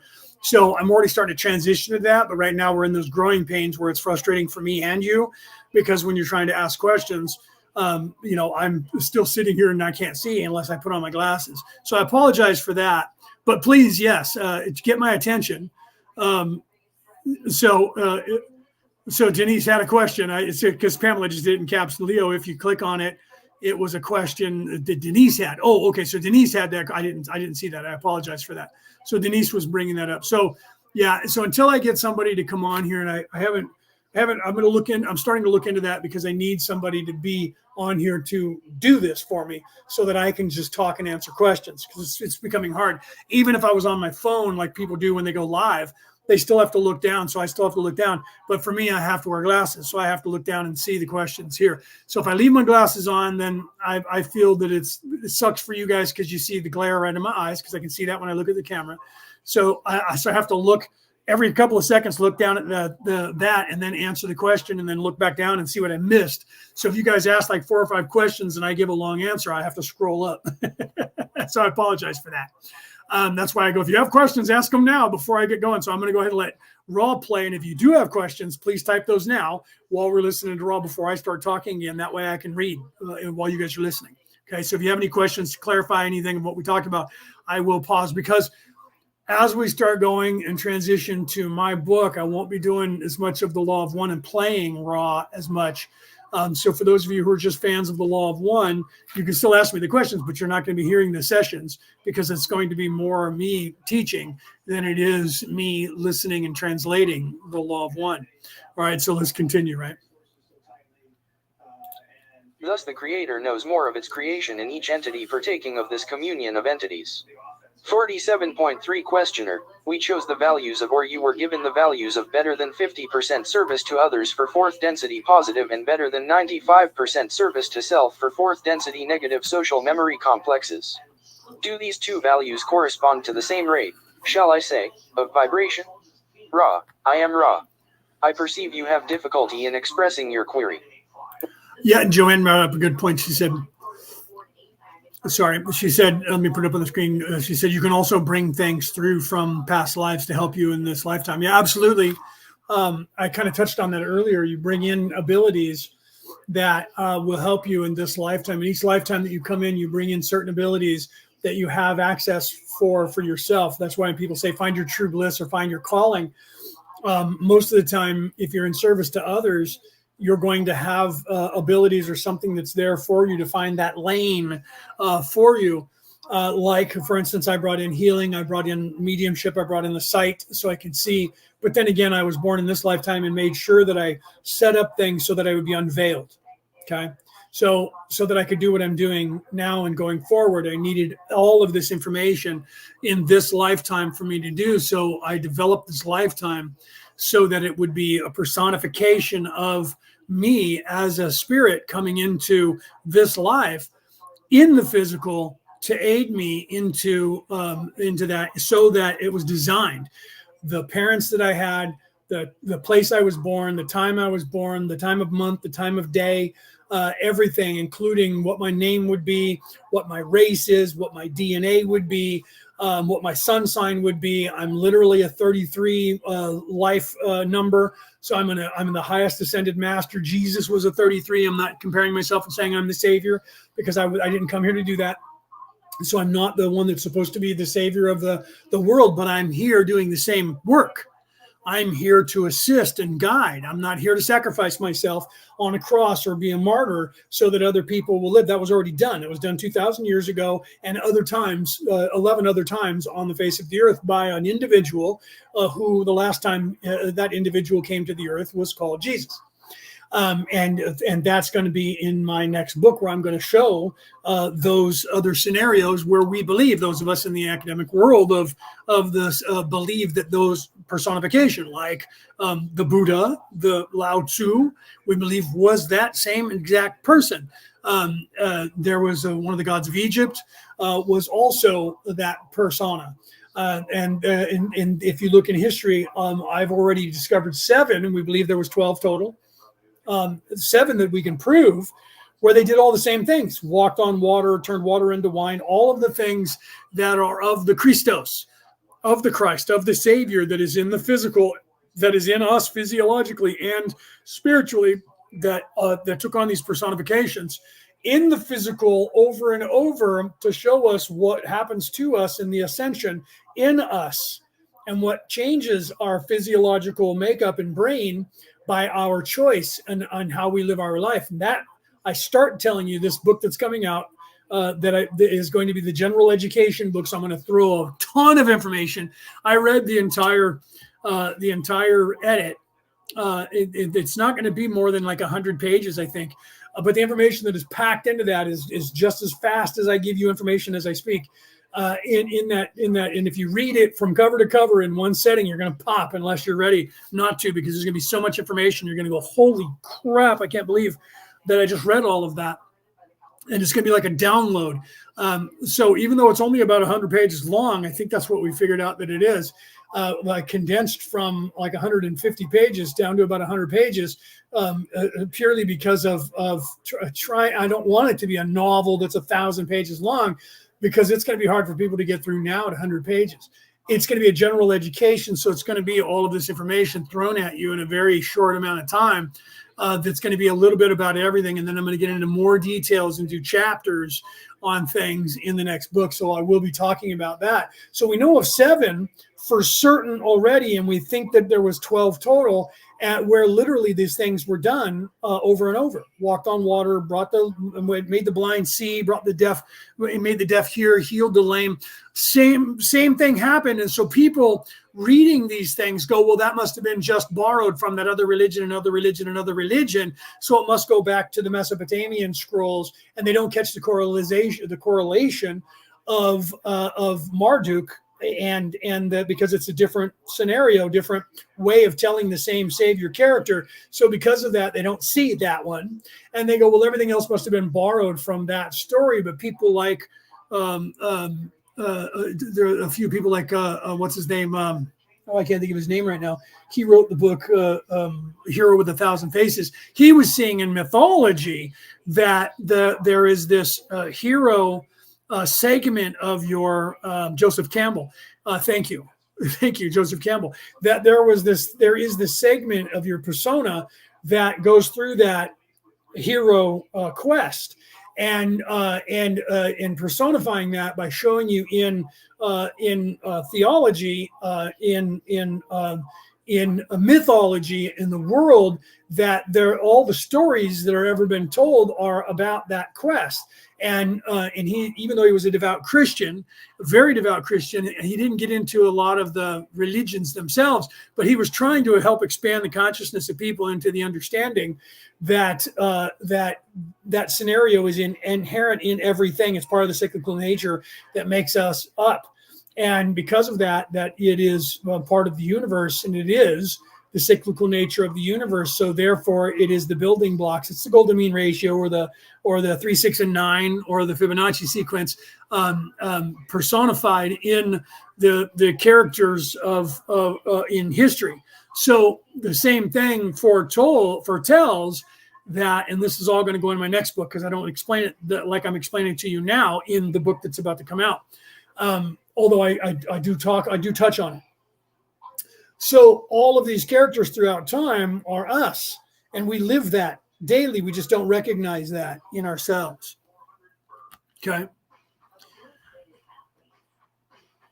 So I'm not sure I'd have to do the math on that, Rick, because he was talking about the numbers, right? Of what so what you do is, if you add those all up, if you're Rick, whatever your birthday is, so if that's your birthday, 7/22 or no 22/04/70, so you add all those up, and so what you do is you go 22 plus 4 plus 1, or add them individually. 2 and 2 is 4, 0 and 4 is 4.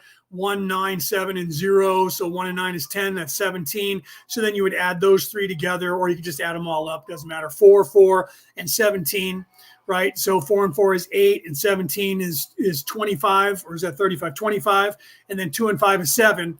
So so your life, you're right. So you'd be a 7, because 7 is only divisible by 7 and 1, right? Otherwise, if you break it down, it breaks down to like 4 and 3, or or whatever. So that's the lowest number that you can break that down to without separating it into two odd numbers, one even, one odd, to make that 6 and 1, 5 and 2, 4 and 3. You see what I'm saying? So you're a life. So you look up the life number 7.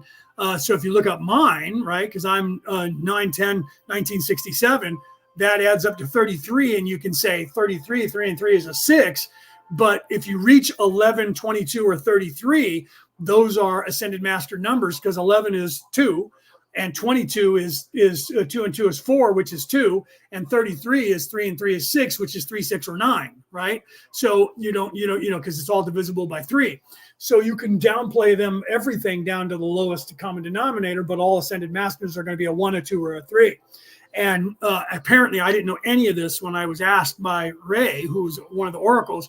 I didn't even know what a life number was. This is about, 5 or 6 years ago. She said, give me your birth. And so I gave her just that.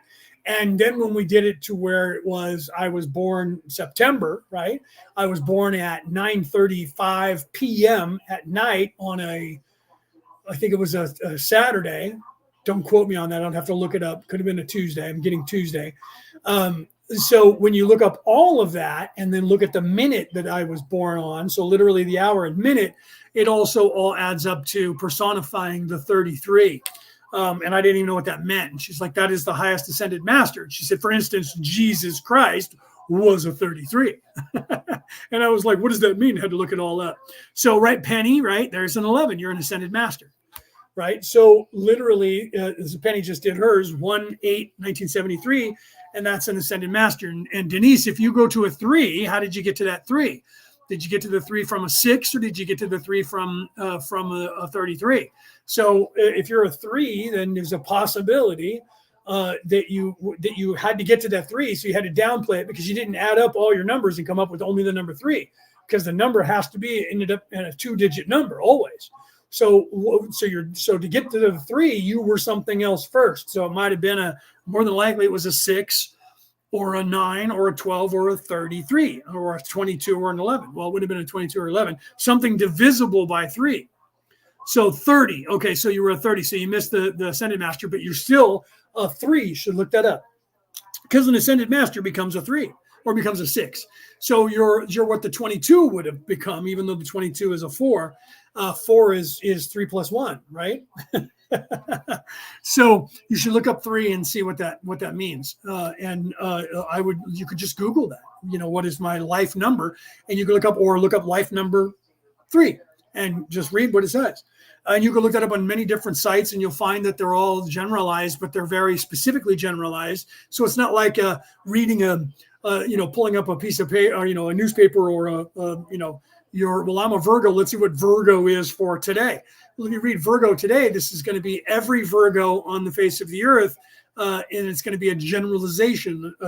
Your life number is going to be a little bit more specific. You'll find that out. It'll be a lot like your zodiac sign, where if you find where you fit in the cusps of your zodiac sign, you read what that zodiac sign is with these different, and then look up moreover what was the sun cycle, moon cycle at the time, and find out what your planets are. You'll find that that was all designed by the creator of this logos of the universe, and every logos, sub logos down to us, on purpose, so that we are individual people. That's why when you have twins that were born on the same day but minutes apart, sometimes seconds apart, they're completely different individuals. Why? Because they are literally not born at the exact same time.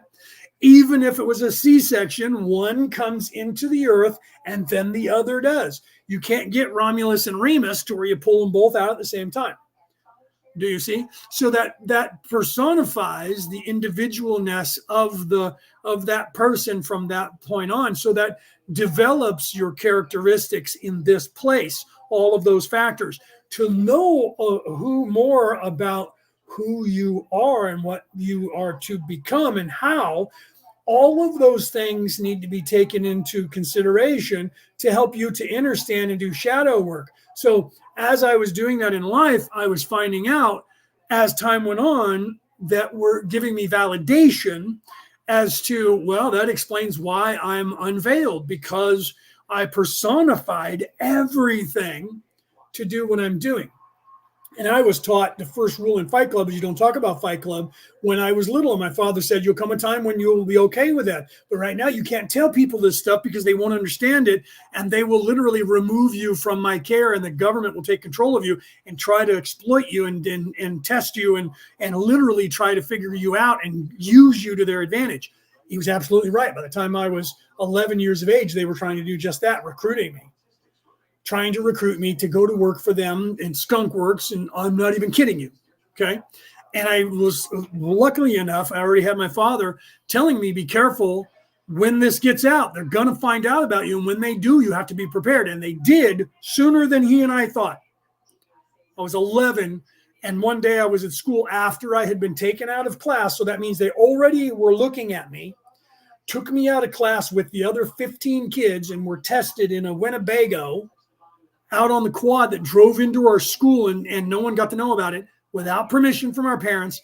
I was tested in all kinds of different things, and then went back. And then not too long after that, a few days later, I was taken out of class by another person in a smock looking like a doctor with a clipboard.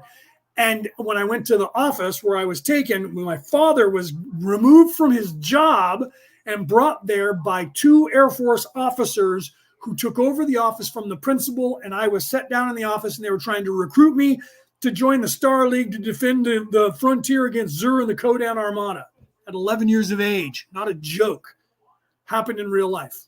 And they were very convincing to telling me about how much I would have in my life and how I would have all of them. They can't tell me what I'll be doing, and that I will have more access to anything I would ever imagine in my entire life, and be rich beyond the dreams of avarice and all of this stuff.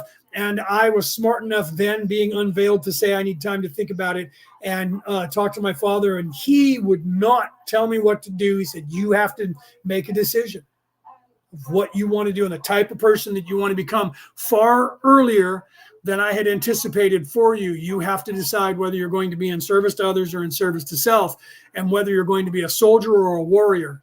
And he said, remember what those 2 terms mean. And you ultimately, I can't make that decision for you. At 11, my own father was not going, no, son, you don't want to do this. He was like, you got to figure this out. What does your instinct say to you that you should be doing here? You have to trust your instincts. What kind of being are you?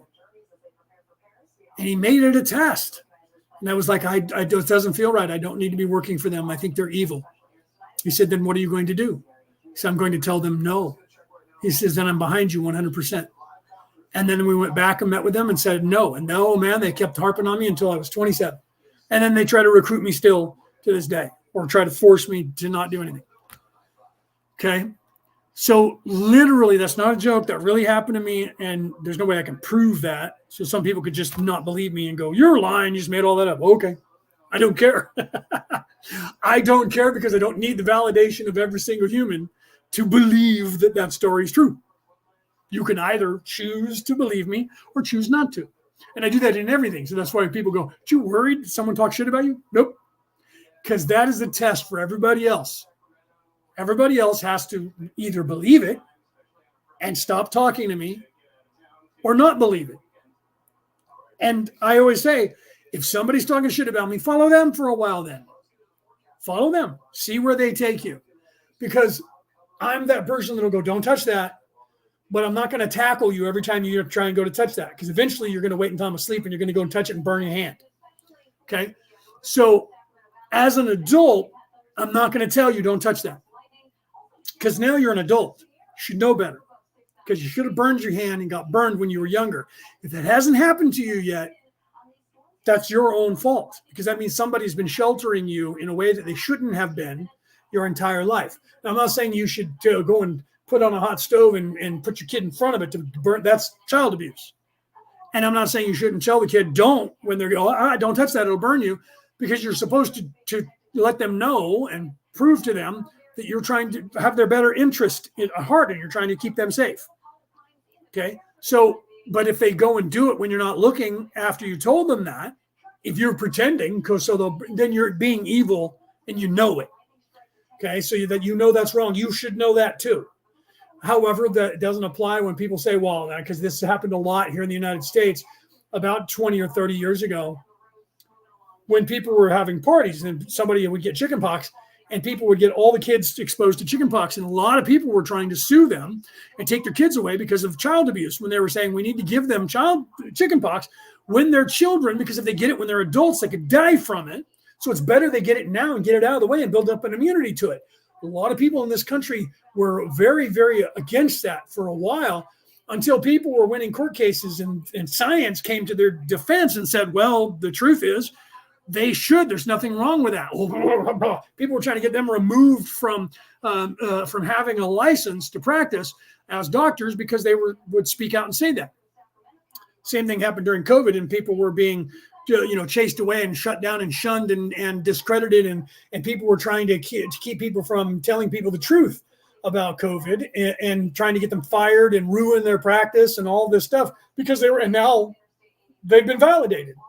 99% of everything said about COVID during COVID, no matter how heinously crazy it sounded to you at the time, has come to fruition to be true, including there's stuff in there, there's metal particles in the shot that is doing damage to the insides of people's veins. And everyone said, that is just insane. You guys are crazy. And then the Japanese looked into it and found out it was actually true and banned all American company shots from their country. And other countries did the same thing. But if you're an American, you probably still don't know that. But if you live in any other country, you probably do know what I'm telling you is true. We in America were saying that at the time and being deleted and snuffed off of and deplatformed for saying it by these corporations. And some of them, if you had a big enough voice, were suing in this country and getting cease and desist clauses from courts against you so you couldn't talk about it anymore. And it turned out to be 100% accurate. And the world knows about it today. Okay. So that kind of stuff you have to realize, right? Yeah, Denise said, Leonard, you're blessed to have a father like that.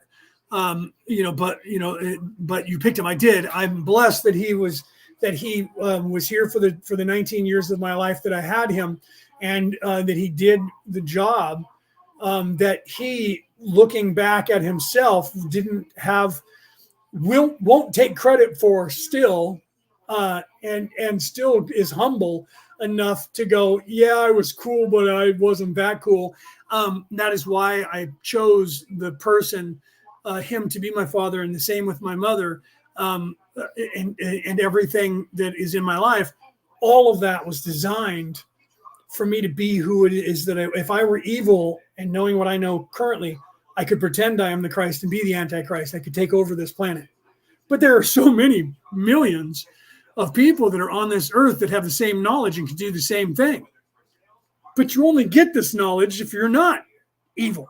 So the truth is that because I'm unwavering and there is nothing that can tempt me to use this knowledge to get trillions of dollars, which I could easily do. And people go, why don't you use your knowledge to get freaking rich? Like, because I'm not trying to be the richest man on the earth. That would mean I have to live in the flesh. And that's actually far easier than you think. If you have the guts to be evil and to be more evil than everybody else and have the brilliance to hide so that nobody notices you until it's too late, you can take over the entire earth. Okay? But they're looking for you. They're looking for somebody who is that. That's why the person who is the Antichrist is that evil, because that person is hiding in plain sight today and is approximately my age. That's why I had people looking at me and wondering if I was. I'm not even joking you. I had religious zealots trying to determine whether I was the Antichrist or not. From the time I was 11, again, there's that number 11, until I was about 21 years of age. And then they kind of left me alone. Not kidding you. Not kidding you. I had religious groups trying to determine whether I was, in fact, the Antichrist. Because I have the mortal wound on my left forehead. I have death on my left arm. Literally have a tattoo that's covered up right now. It was the angel of death. Okay? So until I covered that up, that was a deciding factor. I was mortally wounded, like one of the horns, one of the kings was mortally wounded and should have died. I should have died when I was mortally wounded, and I did not die. And I have death on my left arm. Okay, and I am brilliant, and I have I test with the DNA, and I have everything that I need to have to be the Antichrist. According to prophecy. Born at the right time, right age, mortal wound, miracle. I was hit in the head with a golf club, and the skull was caved in and touched my brain. Any other human would have died on the scene. I was able to run home, survive that, had surgery where they shaved my head, drilled into the top of my head. I have a scar right there where my finger's in right now, right there, where they drilled into the top of my skull, and they went along the top of outside of my brain and pushed the skull piece fragment away from my brain and cut it out, put stitches in my head. I was released. That happened on a Sunday. I went home on Wednesday of the same week.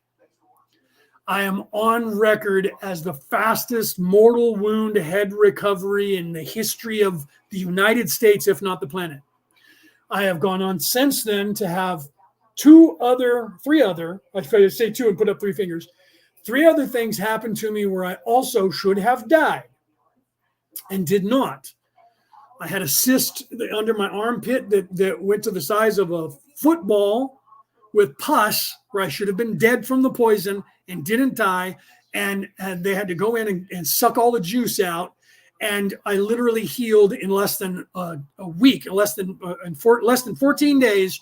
That entire cavity was healed up to the size of my finger at that knuckle.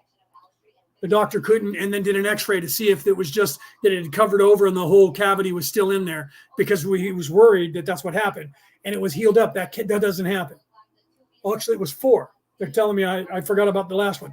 Then I had a hernia surgery, right, where I herniated. I had a hernia, and it strangulated. And I was feeling kind of bad, but wasn't thinking I was dying. And when they did the math, they said I should have been dead. When I went in, they immediately got me into surgery as soon as they realized, you need to go into surgery right now. How long has this been happening to you? I'm like, since yesterday. And they're like, yesterday when? Because you have 8 hours from when it strangulates and you usually die. I showed up at the hospital more than 12 hours after it is strangulated. They thought I was going to die. The doctor told me when he went in, all my intestines were purple, gray, dying. And when he unraveled them, he expected that he was going to have to cut out most of my intestines. And as he was looking at it, they all turned freaking pink. He said they were gray, dying, and then they turned purple, and then they just turned pink while I was looking at them. He said he literally went, yes, and pumped his fist in the surgery in the operating room. When I was going into that surgery, as they put the gas on, I thought I was hallucinating. And come to find out afterwards, I'll tell you that I thought I was hallucinating. I had the gas on me, and I was starting to go cross-eyed. And then all of a sudden, I thought there was like 100 people in the room. It seemed to be a really big crowd. And I had already saw everybody that was in there. There was like 8 people doing the surgery, and all the anesthesiologists and all the people assessing the doctor. And then all of a sudden, it was really crowded in there. And I thought, wow, man, I'm tripping. And then all of a sudden, a psychic that I knew, a female, she was standing over me, looking at me and talking to me.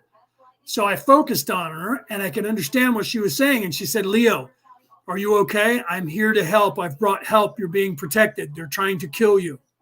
And then I went, oh, okay.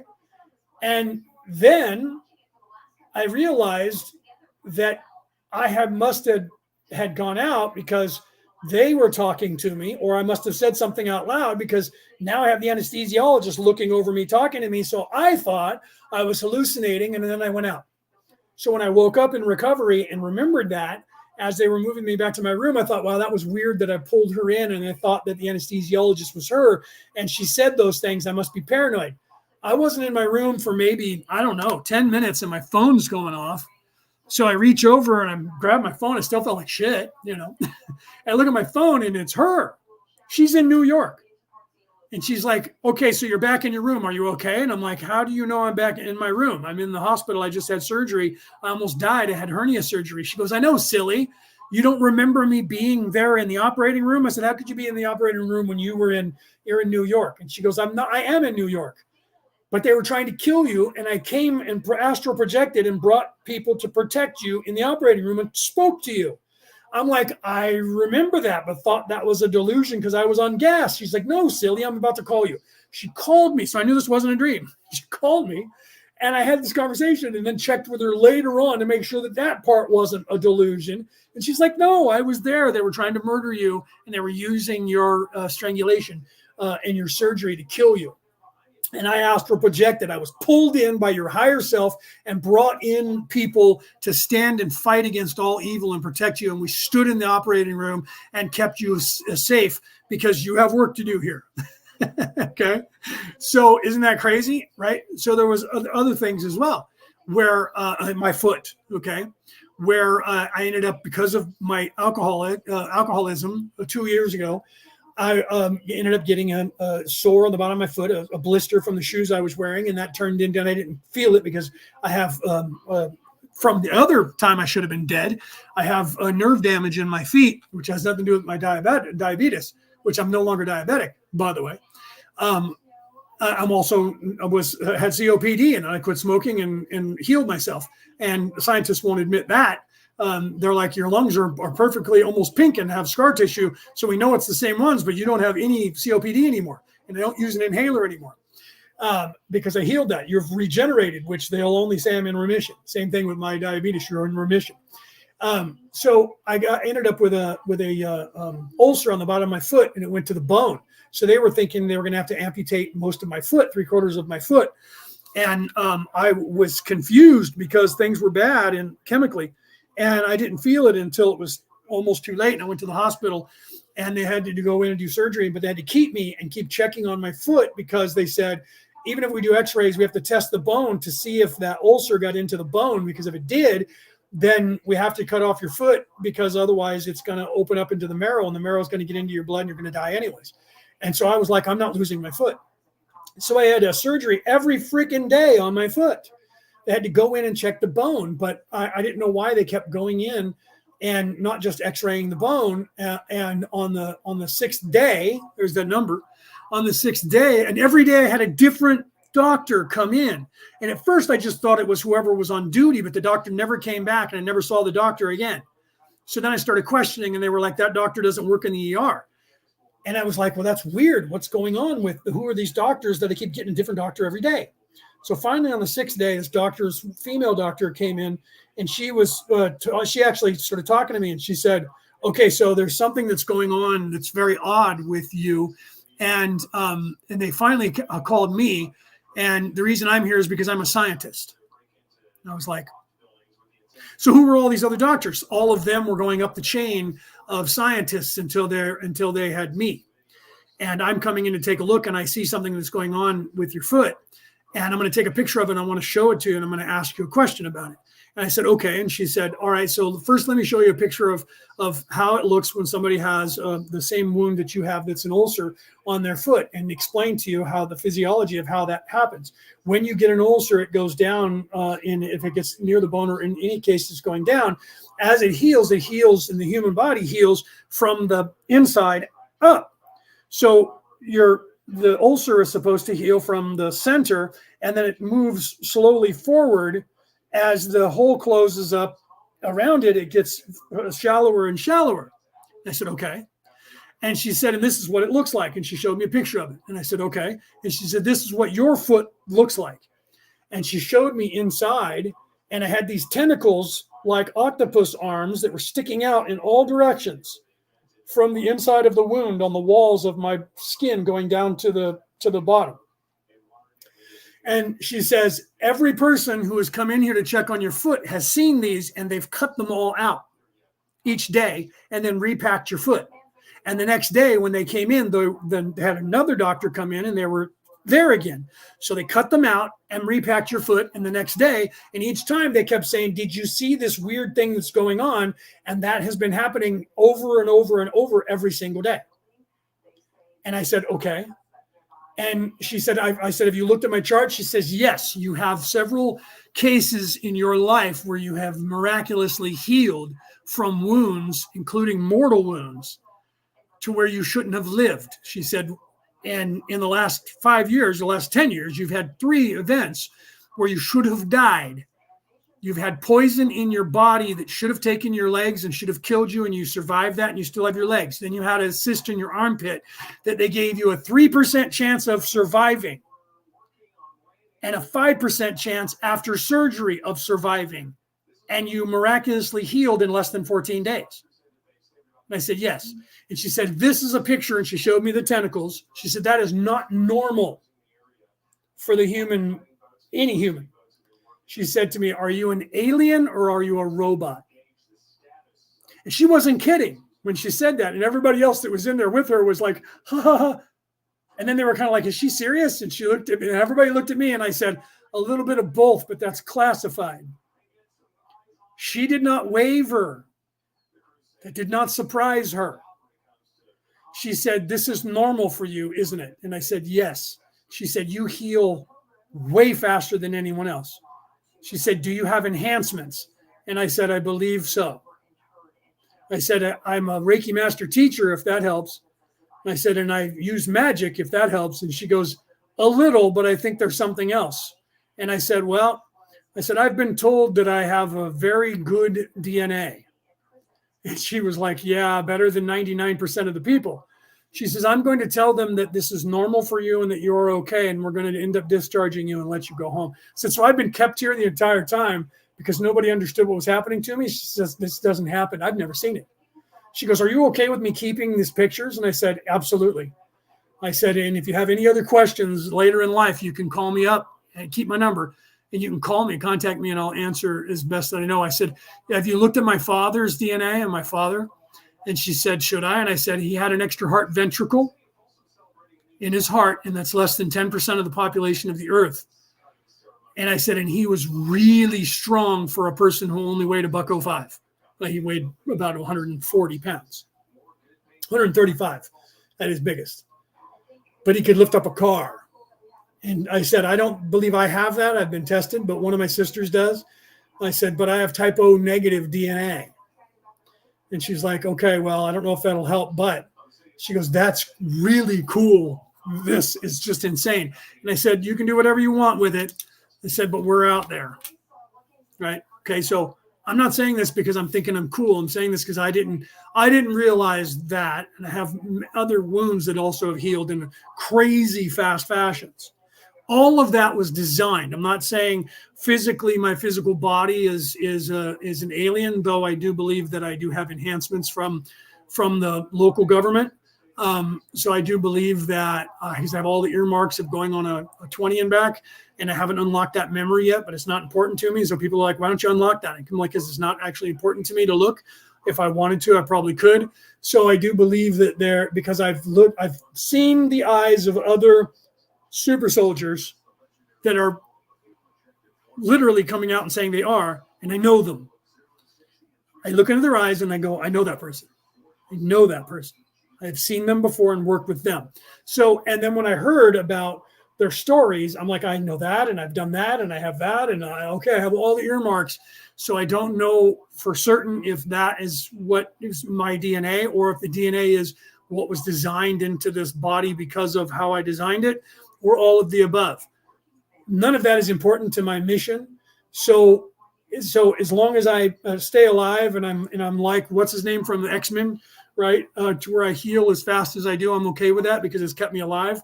Because I've gone through some shit where people have tried to kill me, where I should be dead, and I didn't die, and I've survived those things, and I've survived that, and I'm glad, I'm grateful for that. So if it was an enhancement that was given to me in the physical life, and they did recruit me for the Star League to defend the frontier against Zur and the Kodan Armada, and I went on a 20 and back, then they helped me, and then obviously I was letting them do that so that I would have these enhancements to keep me alive as time went on. I don't know the answer to that question.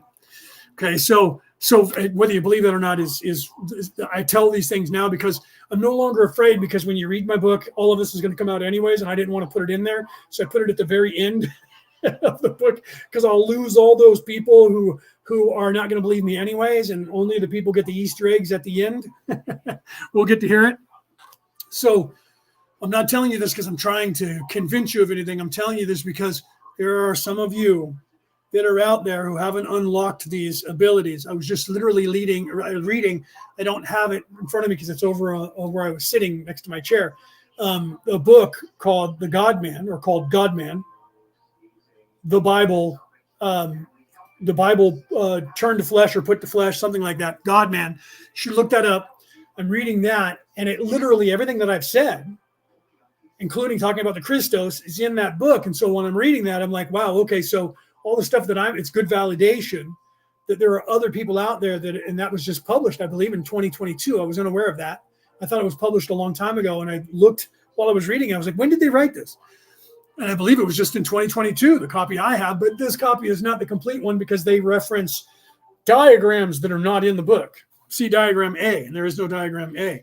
But then other times there's a diagram. So there's some diagrams that were removed. So I think this is a second edition or something where they condensed their information, because this is only about 160 or 70 pages long in and of itself. Again, they were trying to give you as much information, and it's all about the Bible, and they're trying to unlock the Bible code without saying it. Nowhere in there do they say that, but I see that's what they're trying to do for you, is show you all the things in the Bible and the representation in the physical. Because when a lot of people say Jesus Christ never existed and that the Romans invented Jesus to control the Jews. And I'm like, well, they did a very lousy job at that if they were trying to do that, because it's outlived the Roman Empire by 1,000 years. Right? And literally the information that is the Christ is literally what was being taught. So I don't believe that the Romans invented that.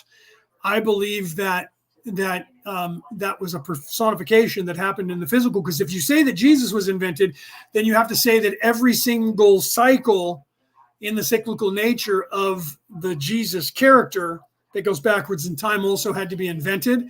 And all of those were just the same information being told by people in the past over and over.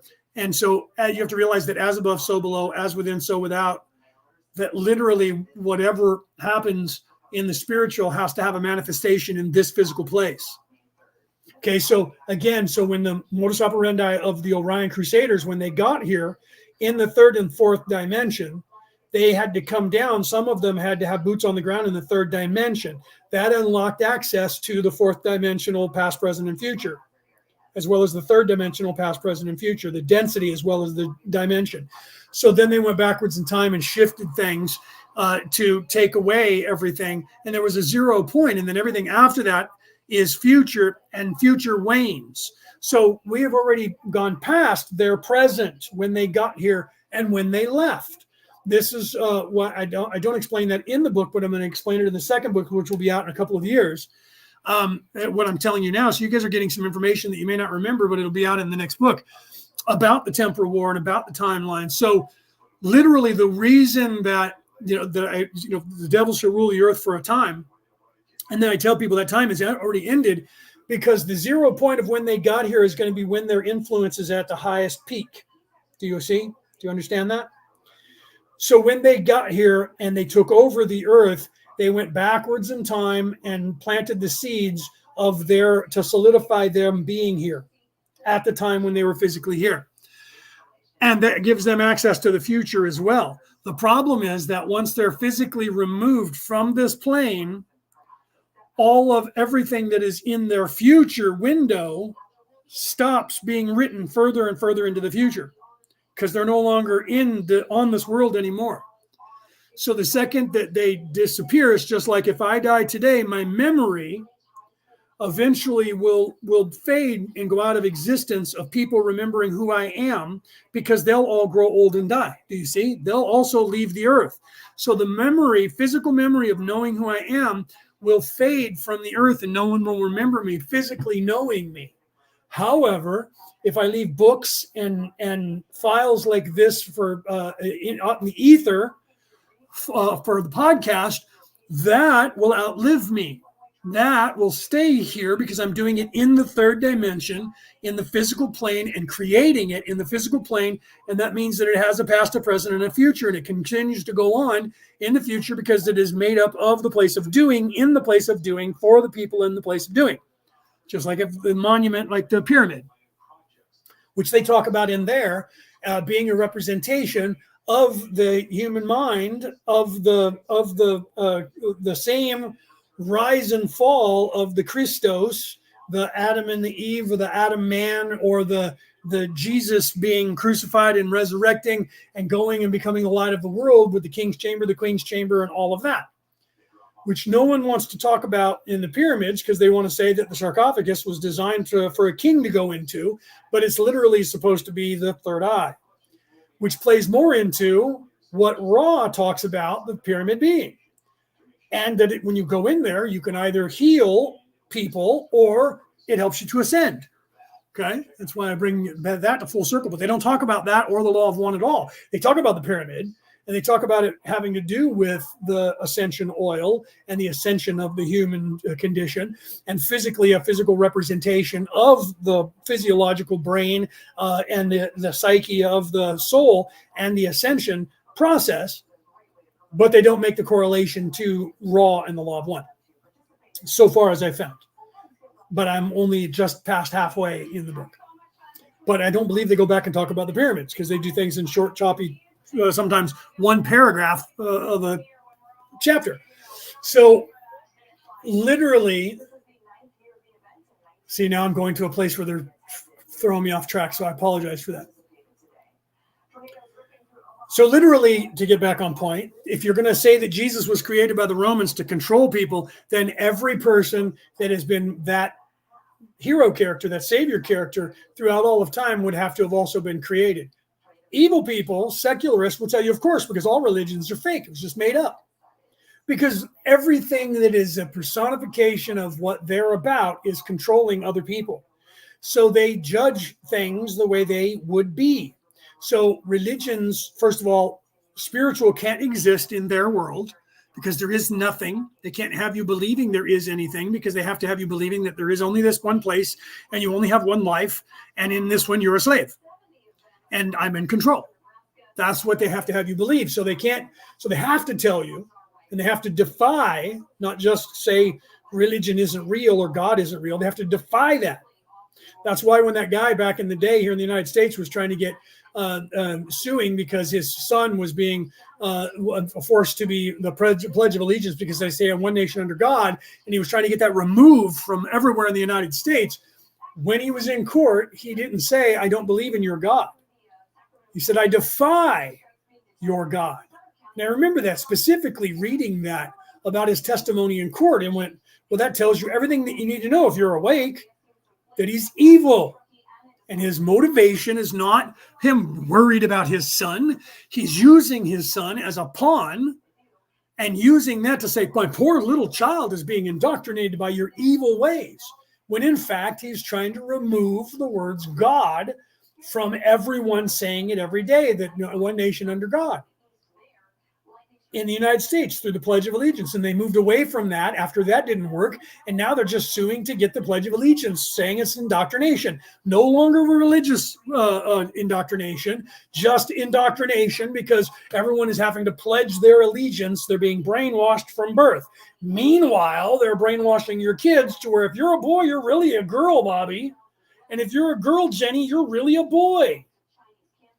And they're having, literally here in the United States, they had trans book readings in the library to 4-year-old kids. The same trans guy dressed as a woman who would be murdered if he left this country was teaching them, if you're happy and you know it, say Free Palestine, and teaching the kids to sing that song on video. Saw it on the news. Okay. So literally reading to the kids and teaching them the song, if you're happy and you know it, clap your hands, changing the clap your hands to, if you're happy and you know it, say Free Palestine. Palestine should be free. And teaching all the kids, brainwashing them, that's okay. Brainwashing them that they're supposed to be the opposite gender is okay. And teaching them not that it's okay to be the normal gender that you are. Nope, can't teach them that. But yet it's indoctrination to make the kids stand up and say, I pledge allegiance to the flag of the United States of America. That's wrong. We need to get rid of that. But we want to have this guy who is not a real woman dress up as a woman and indoctrinate the kids to be anti-Israel and free Palestine. That's completely okay. There's nothing wrong with that kind of indoctrination. But this other one's indoctrination, right? So you have to pay attention to what they're doing, guys. They're doing it to literally, if you go back in the Bible, let's go to the Christian Bible again, in the New Testament and in the Old Testament, there's passages in there, and I don't have them memorized to quote them because it's not my job. I'm not trying to be a priest, right? Even though I could because I have the title, I have the license. But there's passages in there that talk about the future, thousands of years in the future, when men will be like women and women will be like men. You should look that up. It's in the Bible. It's in the New Testament. It's in the Old Testament too, but in the New Testament as well. Okay, it didn't mean anything for 1,000 years. Everyone thought it just meant people being gay, and then all of a sudden, in the last 20 years, it's meaning people are actually having surgery and dressing and acting the other way. And now they're indoctrinating people into teaching them that. I'm not saying that if you're born that you think that you're gay, that's wrong and you should be put to death like the Sharia law would the same Palestinians would kill you over. I'm not saying that. I'm not saying that people aren't born misgendered. I'm not saying that. They asked Raw that question 40 years ago. And Raw's answer was, because there's so many people that are on the planet, and because there's so many people that have been on this planet for so long, stuck in a cycle because they didn't ascend the way they were supposed to and move on. They've been stuck recycling over and over and over and over. When they come through, and this goes back to what Kevin was saying earlier about mental illness, when they come through, they're confused. And if you're born into a population center where there's 100 million people or 1 million people in one city, like if you're in New York and there's 5 million people, there's going to be more people in there that are going to come through misgendered than not. Because what happens is you've designed your life to be a man or a woman. And when you come in and you come in a very populated place and you're born in a hospital with say 500 kids all born on the same day, what happens is that some people get confused. And so then what they do is they revert back to the imprint of what am I, a boy or a girl mostly. I've been a boy more than I've been a girl, so I'm going to come through as a boy. Well, if you're physically a boy, then nothing changes. But if you're physically a girl, now you're coming through and you're going to be misgendered, and it's not your fault. You chose to become through misgendered. So is some of that working into play now where people are coming through on purpose to do that? Yes. So some people are designing now because everything you can think of becomes a possibility. So some people are now coming through in the physical male body that are going to be females. And some of those people will or will not transition. Okay. I have questions about that I don't understand, where like with somebody who comes through in the male body and they say, no, I'm supposed to be a female. So they transition, whether they have the surgery or not, and they start dressing and acting like a female. And then they marry a female. that's kind of confusing, because wouldn't that suggest that, well, then you're actually a man? Or now is it the misgender has gone even further to say, not only did I come through in a physical male body and I should have been a female, and so I'm going to be a female, but I was also coming through as a female lesbian who liked women, because that's what's happening. And the same thing the other way around. Okay. To where people are coming in and they're acting and dressing and saying transition from a male to a female, getting the surgery, but then now they're marrying women because they're attracted to women. Well, then shouldn't you have just stayed the man then because you're attracted to women? Or is that a category and subcategory again, to where it's, well, no, I was actually supposed to come in as a gay woman, but I physically came in as a man and I'm still actually a gay woman? Well, that's possible too. I'm not going to look at that, but anything that we can create in nature is going to become a thing. So the longer that stays a thing, and this is what they know this is why I say this. So that's confusing enough for me. Is it confusing for the people that are coming through? But everything becomes the norm that we can think of. So if we create that and keep that, it becomes more normal. Not just because people get used to it, but then people start choosing it as they come in. Do you see that? So the evil people know that, and that's why they're trying to get people confused with the genders on purpose, because they know that other people will start coming through to have that experience, because it's a new experience now. It's not the same old experience. So now that goes back to the cyclical nature of the universe. This is happening because it's supposed to happen, because it's inevitable that it's going to happen. Because people have been here so long that things are now blending on a physical, because they've blended on a spiritual, because everybody's been stuck here. It's the warping and the slow degradation and destruction of this populace. Because of, say this planet was locked and there was only the DNA that's on here long enough, if we don't all ascend, we're all going to be corrupted. Our DNA is going to be too close. If you look at people that grew up on islands and lived on islands, their DNA looks too similar. If you look at people that come from the island of Tonga or the island of, the Pacific Islanders, I'm not just picking on the Tongans, but some of them, Fijians and stuff like that. If you look at the natives that came from there, Samoans, especially here in the United States, Samoans look a little too close to one another until they started getting onto the mainland and breeding with people.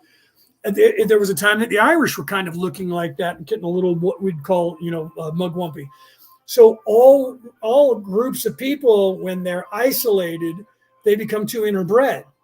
So if everybody's stuck on this planet too long, is my point, eventually, like now, people are going to be breeding with everyone from every possible scenario. So if you lower the amount of DNA that's available, you will also lower the amount of differences, until eventually all of those differences become personified, and then it starts causing problems. It's the same with family members having children. If you only have children with families, this is why Adam and Eve couldn't be the only humans on the face of the earth, because if they were, then that meant Adam was having sex with his daughters, and Eve had to have been having sex with her sons, and then Adam had to have sex with his granddaughters, and Eve had to have sex with her granddaughters, and then everybody had to interbreed with everybody else.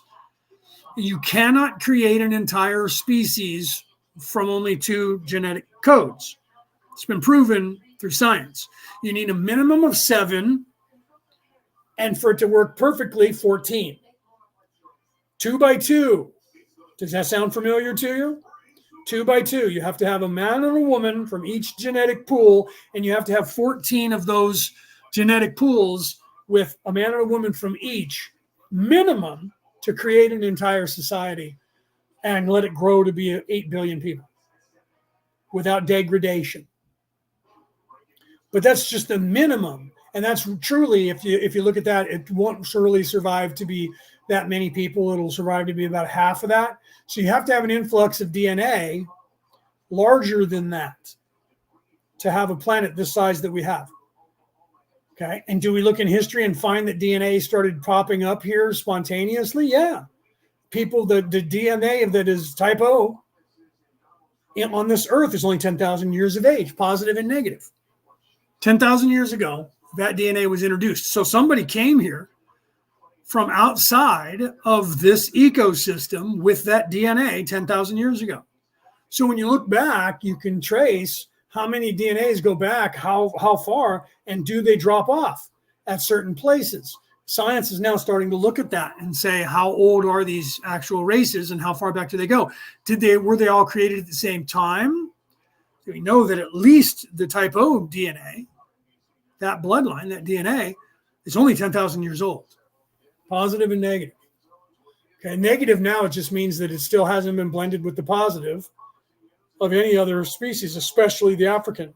That's what it means. Type O negative means that you have no African DNA. So that means that all of your DNA from all of your family line never was bred with in any way somebody who had the DNA from Africa. That's going to change eventually because people are going to be breeding with everybody across the earth. So eventually people who have the negative DNA are going to breed with people from Africa and pick up that DNA in their children. That'll eventually happen. And they're making it blend in by anyone who has type O negative, especially type O negative, has a problem with breeding with anyone else on this earth.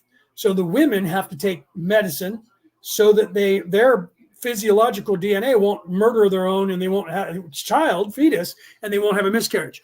And women who are not, and their husband is type O negative, they have to take pills because otherwise the fetus tries to kill the mother DNA. Type O negative DNA is very aggressive and only wants to breed with itself. I have type O negative blood. I am the universal donor. I can give my blood to anyone, but I can only receive type O or type O negative blood. It will kill me if you put anybody else's blood in me, but my blood can go into anyone. Okay. That only got here 10,000 years ago. That one's a definitive last time that there's been a new change. We haven't discovered anything else that got here less than that. Okay. So the point of that is a physical representation of someone, a race of people that got here on the earth that had to have a physical representation. Okay. I know that was the Patal. I know that was us. We're referred to as the Patal. Those of us who came from Orion, chasing the Orion Crusaders, came down here and got boots on the ground. And those of us who are still here mopping up this problem that they created here. It was already kind of starting because it's part of the ecosystem anyways. But they got here and were able to corrupt it. Those of us who showed up have that. We don't all have that DNA, but that DNA is represented here because of those people coming here to defeat the Anunnaki, the Orion Crusaders. Their DNA is here too, but I'm not going to talk about which one is theirs. Okay, their DNA is also here.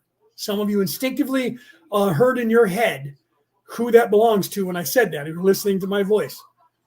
And I know that because I also got an image in my head of who that is. Okay, so that will tell you who the Crusaders, but it's not, you're going to get a physical description, but that physical description is representation. It doesn't mean that the Orion Crusaders were in fact only that specific race or those couple of races that you're thinking of, because that's a representation that is a standard average, just like the Patal standard average would be the Viking DNA. That is the blonde-haired, blue-eyed Aryan race that everybody wants to say are all a bunch of racist because the Nazis were racist. But it's not just that DNA, because the Viking DNA is many other blended DNAs. But the type O negative specifically goes to that Aryan race that is part of the Viking DNA. That only goes 10,000 years, but that doesn't mean that all people who have that DNA are good people, because they're not. It just means that it's available for anybody to be in that body type, and they can choose to be good or evil. So if you're going to find people that have type O negative DNA or a negative factor, A, B negative, B negative, that are good and evil, because once it's here, it's free for anyone to access. But the actual access point of when that got here was when an entire species got here.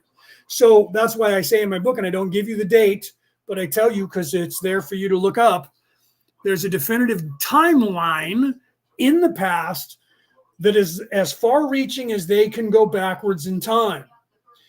You'll find that it was very close to the same timeline that the Vikings have, even though the DNA got here 10,000 years ago, you're going to see that the representation of those people go back further, because you're supposed to have a past, a present, and a future when you get boots on the ground. So you're going to find that somewhere in the past, more than 10,000 years ago, and in the future, okay, you're going to find that the 0 point, the equilibrium between the same distance in past and future, that one point, which I'll get into more details in my second book, is a definitive place in the past that you can calculate, that scientists are now starting to get onto. So if you Google that and go, when did everything change on this earth? You'll find that it was a set point.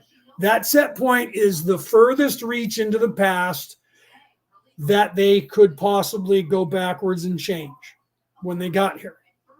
So you're going to find, and for those of you who can do the math and know about the temporal war, I tell you about the physical representation of the Patal 10,000 years ago as the furthest reach back in time we needed to go to fix what's going on now, that the Anunnaki, the Orion Crusaders, got here prior to us, which means their reach is going to be further back than 10,000 years ago.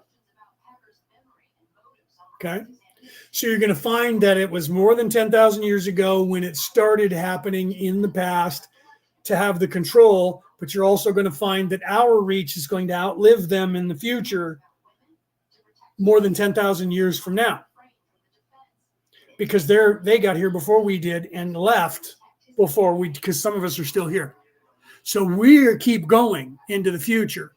Theirs stops. The devil shall reign the earth for a time. That time has already ended, but their reach is still in the timeline, because when they got here and they went backwards in time more than 10,000 years, which means they go forward in time, same distance. That doesn't mean it's going to be 10,000 years into the future. But Alex Coulier tells of a story of when the Andromedans came here and said, 8,000 years into the future, this evil in the universe reached us. And we were tracing it back in time to try and figure out when it is or where it came from. And we traced it to the earth. They didn't say we traced it to backwards in time to now, but they did. They said 8,000 years in the future. And we've come here now. Okay. And that was in the 1980s or the 90s when he was communicating with them back then. He talked about that since then all the way up till now. Okay. But when they told him that, that was 40 years ago, around the same time Ra was communicating, saying that 8,000 years in the future from 40 years ago, they saw this residual of this evil and they traced it to Earth as the 0 point. But they didn't say we've come backwards in time 8,000 years to get here. They didn't say they didn't. So if they in fact did go backwards in time to the 0 point, then that would suggest that the 0 point was somewhere in the vicinity of the last 1,000 years. Or, moreover, 1938, perhaps. Okay? So if that were the case, and they came back, and the closest they could go backwards in time, remember when you're outside of time, you can't calculate. Ra talks about that. Can't calculate time exact. Maybe they came back here to the 80s, and it was really 50 years earlier when they were supposed to be here, when the 0 point was. And the closest they could calculate it was 1985 when it should have been 1938, or 1988 when it should have been 38. Okay, so that will give you a little bit of the timeline of possibility for when the Anunnaki had their reach, which I believe was they got here in 1938 and they left by 1947. Okay, because if our DNA is only 10,000 years old, that would suggest that we got here probably about 1946, 48. Okay. And then that goes into the timeline of when Errol was here, was in 1948, Roswell, and she was explaining about this group of people who she came here with that were marauders who have left from the earth already and were heading into the center of the universe trying to take it over. Okay. So they got here, occupied as much as information as they could from the past, got all the materials they needed and weapons that they needed in about a 10-year time period from our perspective, and then left the solar system, but left people in charge here and said, we'll come back for a tithing, and changed everything in the past. Okay, so that means they got here about 12,000 years ago. See, now I'm giving you the information because they're allowing me to, but a minute ago I had to try to allude to it. For some reason, because I said what I said first, maybe because they wanted me to make sure I gave you that information. So about 12,000 years ago, they got here, and about 10,000 years ago, we showed up to kick their ass, which means that they got here truly by the universal timeline in 1938, and we got here in 1948. I was born in 1967 in this life, but I've been here a lot longer than that. Why? Because of the way time works. You guys just don't get that. So I've been here a lot longer than 10,000 years. That's the residual of that. But the spirit goes back further, but only in the fourth dimension could they change that. So there is changes. And this is why it goes back to the 75,000 year mark, which is the definitive mark when people of the other culture were telling about this culture, telling us in the future, and set in motion all of these prophecies that have been retold throughout all of time 12 times, 12 generations, down through the ages. We're looking at 75,000 year cycles, 75,000 years in a 145,000 year cycle. Okay, so that means that they came here in two different waves, not just the one that would have them physically on the ground in 1938. This might be really confusing for those of you right now. You're probably asking questions like Jan is asking a question. Now that can get confusing, right? So, right, and Peter talking about that too. So I don't know if you're referring to me when you said that. That could get confusing. I know of one who's done that, had to opt to change from a man to a woman. Oh, you were talking about that. Okay. So, yeah, that gets confusing. So you weren't referring to what I was talking about now, but it looked like you were in the beginning. So literally what you have to realize is that in the temporal war, is that when you move outside of our perspective is the only place, the first, the second, and the third dimension where time works this way, where there is time, past, present, and future separation. If they came here in more than one cycle, there's going to be an entire societies. I believe that they were here. I know that they were here now that I'm looking for 144,000 years, 145,000 years. But they weren't here the entire time. So 75,000 years ago, part of them got here in a guise, and that changed the course of history, and that gave them that duality of 75,000 years beyond that till now. Okay. 0.75,000 years ago gives them 75,000 years of occupation and residual of memory of them, and 75,000 years the other direction. They got here in 1938. That gives them another residual from 1938 backwards in time. Okay. And depending on how they got here and how strong they were, they could go back 10,000 years, like the Patal getting here in 1948.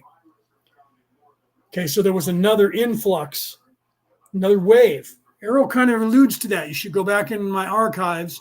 I don't think you can listen to them on MP3 file because I don't know if I have them all there. I'll have to look. I might. And if not, can't go on YouTube anymore. They deleted them all 2 years ago. You can go on Facebook to Orion Rising, the page. If you go to the group, it's my group, but it doesn't have archives there. But the page I've broadcast on there, so you can go to the page and go backwards. And all 23 episodes are there when I talked about that in 1948 and the CIA and the federal government and the military of the United States interviewing this alien through telepathy that they claim didn't happen, but yet there's records of it, right? And that I got copies of that. And how that correlates. And the reason when I read that, the reason I did that is because I knew that it correlated to what was going on in the raw material and what I know about the temporal war, separate from all of that information that I already knew about. They knew that they were still talking about it. So either people in 1948 knew about the temporal war and they were making up the same shit that the people then in 1984, 81 to 84 knew about, and they were making shit up about the raw thing, and that goes backwards in time, and that you go back anywhere in time to any of the religions, and they're making up the same shit.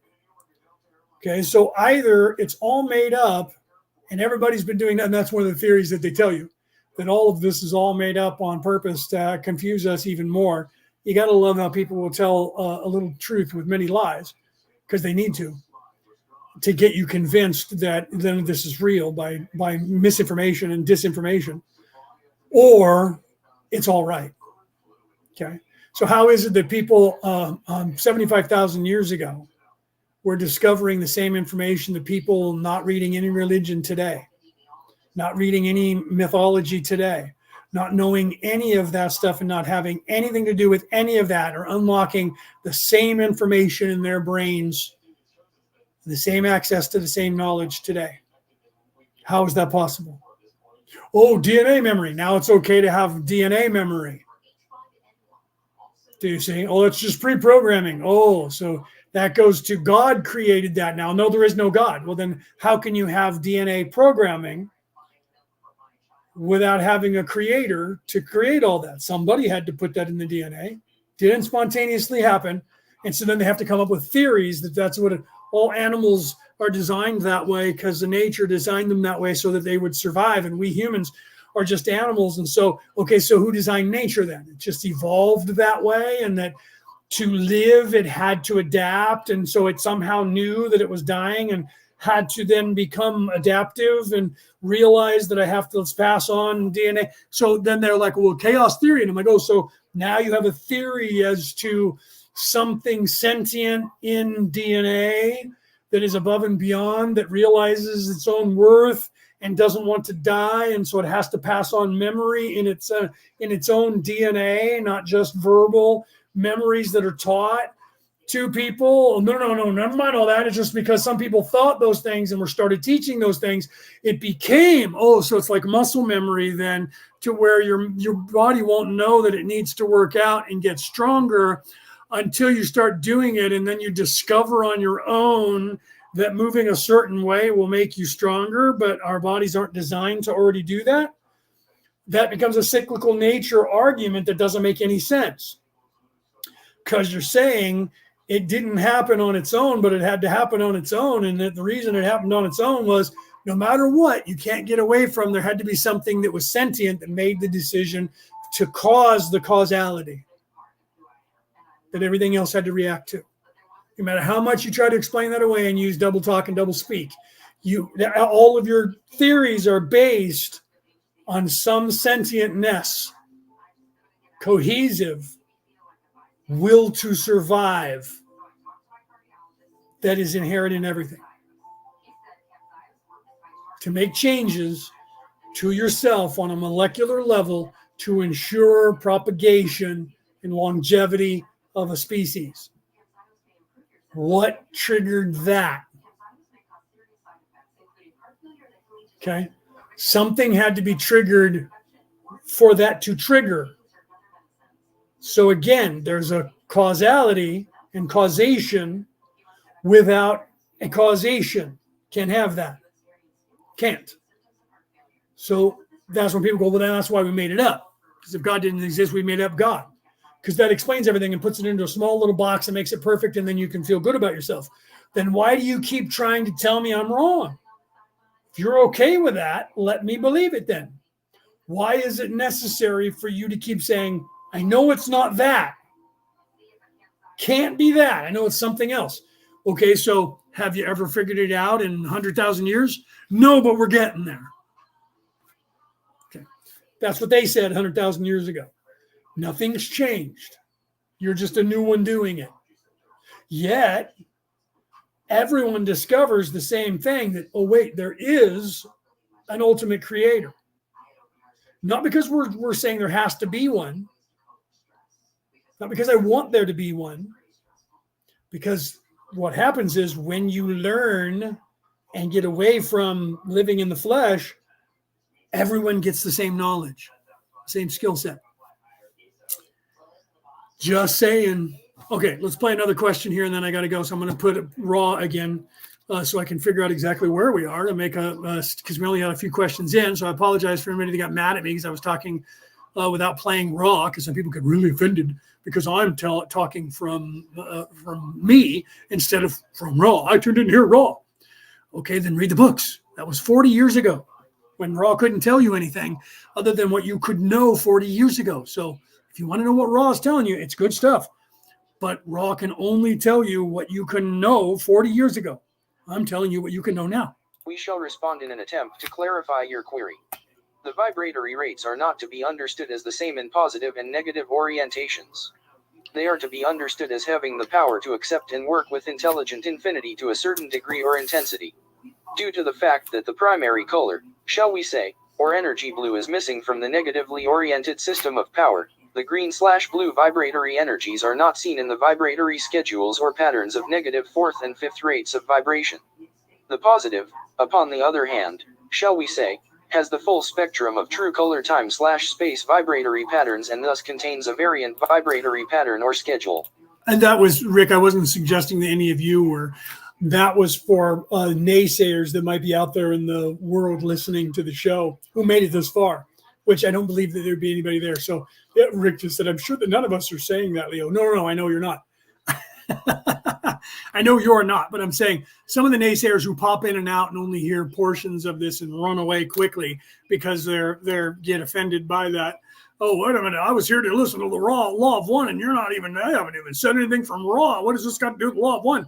Well, if you actually read the law of one or listened to the law of one, you would know what that has to do with it. That's why I say, so I wasn't suggesting that anybody that's currently going to be staying here still would know that. Most people are already gone that would be saying that, and anybody who happened to pop in right then might say that about if they lasted long enough. That's what I was saying. Okay, let's continue. Each is capable of doing fourth density work. This is the criterion for harvest. 47.4 Questioner, did you say that blue was missing from fourth density negative? Raw, I am raw. Let us clarify further. As we have previously stated, all beings have the potential for all possible vibratory rates. Thus the potential of the green and blue energy center activation is, of course, precisely where it must be in a creation of love. However, the negatively polarized entity will have achieved harvest due to extremely efficient use of red and yellow/orange, moving directly to the gateway indigo, bringing through this intelligent energy channel the INS teamings of intelligent infinity. 47.5 Questioner, then it... Okay, we'll stop there. So we only got 4 questions in this week, but that's okay because the information was better information anyways, because you guys were asking questions. As we go forward, you'll see that I'm going to transition away from playing the law of one, and I'll be talking, and we'll do that. And I'll have a producer, I'll have a co-host that will be there to monitor as we go, and then you'll see me on other people's shows as my book gets popular, and people are going to be having me on their shows, and I'll be doing that and talking there. So once we get and hopefully we'll be transitioning and getting the platform up where we're going to be bringing people in anyways to then show other people how they can make the changes. What are you doing, or what can I do? So hopefully we'll get that up as well. So you guys will be able to then pop in, and I'll still be going live to talk, but I'll have to have somebody to make sure that I see your questions in the chat, or you guys will, or I'll have to be leaving my glasses on and do this. And, you know what I mean? Look over my glasses while I'm talking to you, and then look down my glasses. Get maybe the half glasses, right? Or sit more like Santa Claus to where I look at you guys over them, and then do that. If I do that, it'll work easier for me. But then, I look like, Santa Claus looking over my glasses at you to read the chat too, right? So we'll figure that out. I'll either still do it myself and do that and just wear my glasses on the bridge of my nose and look up and down, right? Or I'll have a co-host who will be going, so-and-so is asking this. And then I'll be able to answer that and then move on. And then you guys can we can do question and answer sessions. I would prefer to do that more than playing the law of one at this point, because unless you've never learned anything about the law of one, but I use that as a reference to leap off from, right? But I can do that with anything. I can just come on and go live and just start talking and answer questions. But you guys then have to do some work. right? And start thinking of questions of what you want to know about, and then ask them, right? And because I work with you guys when I'm not live, a lot of you that are in the audience, you have access to me and you ask me questions and I answer and work with you. I guess when I become more popular, I'll have less time for that. So I'll have to make sure that I do continue doing lives to be able to answer those questions, but I still try to do as much as I can to answer those questions when I can, to try and help guide you guys and work with you individually and give you guys more of my time, which is what I try to do now. I was doing that literally before I came live, while I was sitting here waiting to go live. And then I was like, gotta go live like now, right? To get on here today. Okay. All right. So I love you guys. Have a great night. We'll pick up on session 47, question 5 next Friday. And then, like I said, if you guys have any questions and you're out there in the world and you're listening on MP3 or on X or Twitter, those questions filter in here when I'm live. So you guys will have to ask me the questions individually. You guys can get a hold of me by looking me up on Messenger. And soon I'll have a platform. We'll have a platform that you guys will be able to. I'll be able to have you go to once we get that platform up, which is what we're working on for this year going forward. So we'll see how that turns out, and hopefully we can get that up for you this year, to where then I can say, send me a message here, and either myself or other people will be able to work with you. So we're trying to do that and get people dedicated to be able to do that work and help people. Right now, everybody's still doing their own things in life. And because of that, we all have to make our own way, which means that we all have to, we can't help you as much as we want to until we don't no longer need to have outside jobs so that we can focus more. And once we do that and get the nonprofit up, then we can take donations and have it pay for itself. And then we can actually do more work readily because we won't be forced to have to do other jobs and limit our access to people. And then we can create events where we have a lot of people and be able to do that from there. We'll start doing that. We know that that's the transition of where we're going. We just haven't gotten it all up and operational yet. And we're waiting for a few things to come into play currently to where we can get that going, but we've already discussed it behind the scenes and we're working on it. So know that. And those of you who are out there listening who know that you're a part of that because you've been a part of those conversations, you know what I'm talking about. So we are still working on it. It's just taking a little bit of time for us because this is the place of doing, and time does exist here. And evil people make us jump through a lot of freaking hoops. So we're trying to work on how we can do it without them realizing what we're about to stifle us as much, because they'll stifle us more if they know who we are and what we're about. So we're still trying to do that and create the platform, knowing that they can't stop us once we get it rolling.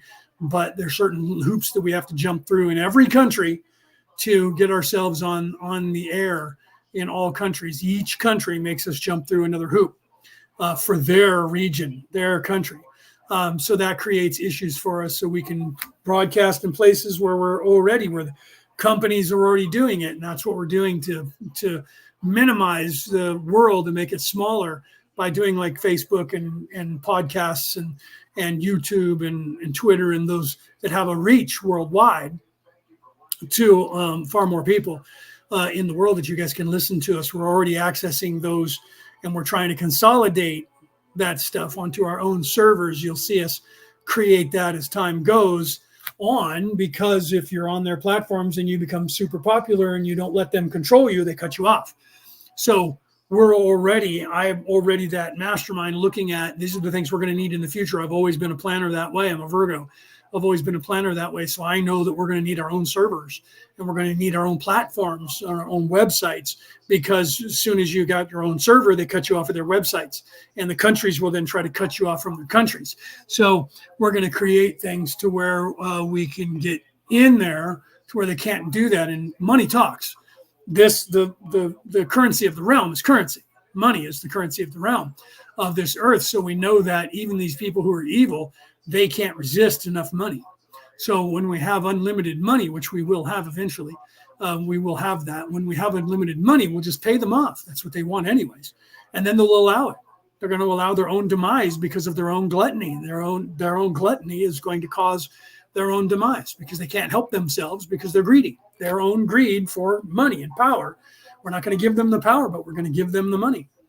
And that's, and that's going to unlock everything, and they won't be able to help themselves because somebody in evil will go against what everybody else in evil wants, and they'll go, I'll have more money than you, so I'll be able to take control. So I'm doing it, and they'll take that money and try to use it for evil. That's the problem that most light workers have, is they know we're giving money out. We have to give money to evil people who do evil shit with the money we give them, and that doesn't taste good to them. But they have to realize and get above that in their development and go, that's what you need to do.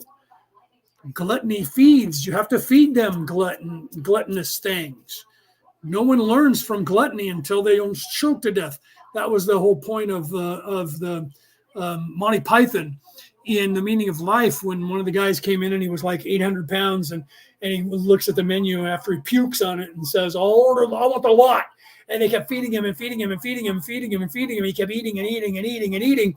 And they gave him one little tiny piece of meat and he exploded. Gluttony and that greed for the gluttonous, ravenous hunger for that greed was what that entire thing was about. And that he never stopped until he literally burst at the seams and exploded with, vomit all over everybody. And he was just his whole body was blown open. You could see his heart beating in his rib cage, and everybody was starting to throw up from that. And of course they left right then, but that was the whole moral of the story that they were trying to teach you in that dark comedy that was Monty Python, was that gluttony and that greed kills. Eventually the greed will eat you from the inside out. That was the whole purpose of that. And they were showing it to you in a physical way that doesn't actually happen, but people don't actually eat themselves to death like that and explode, but people do eat themselves to death. Gluttonous people, not just people eating food, but living in the tree of life and eating of the flesh.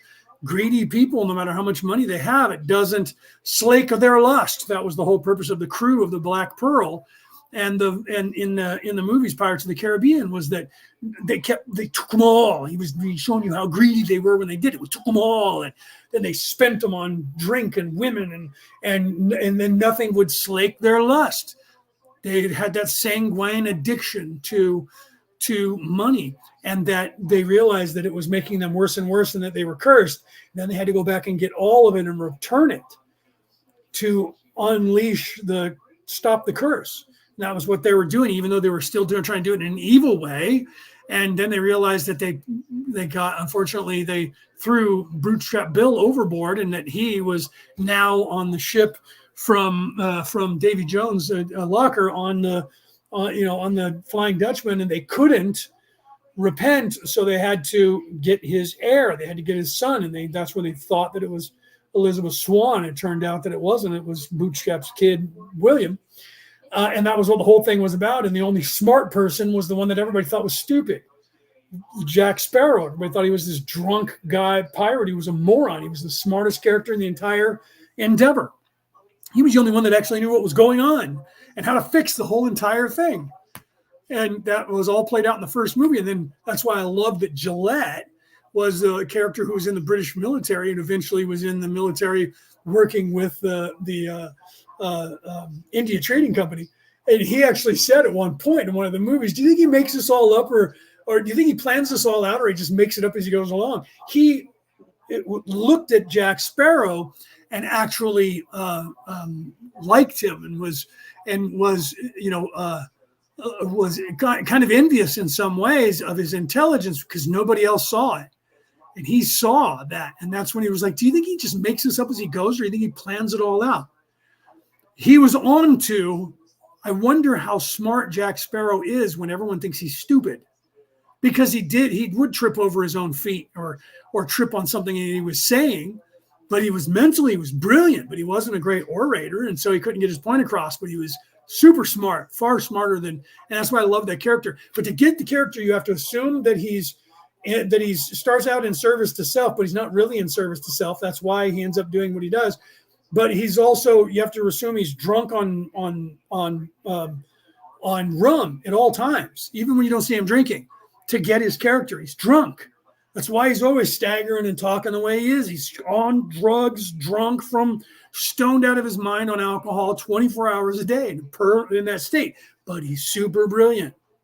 And he's got plans with it. He's outsmarting everybody, playing all sides against each other, because he's still trying to be about himself and trying to get rich and be immortal and the whole nines.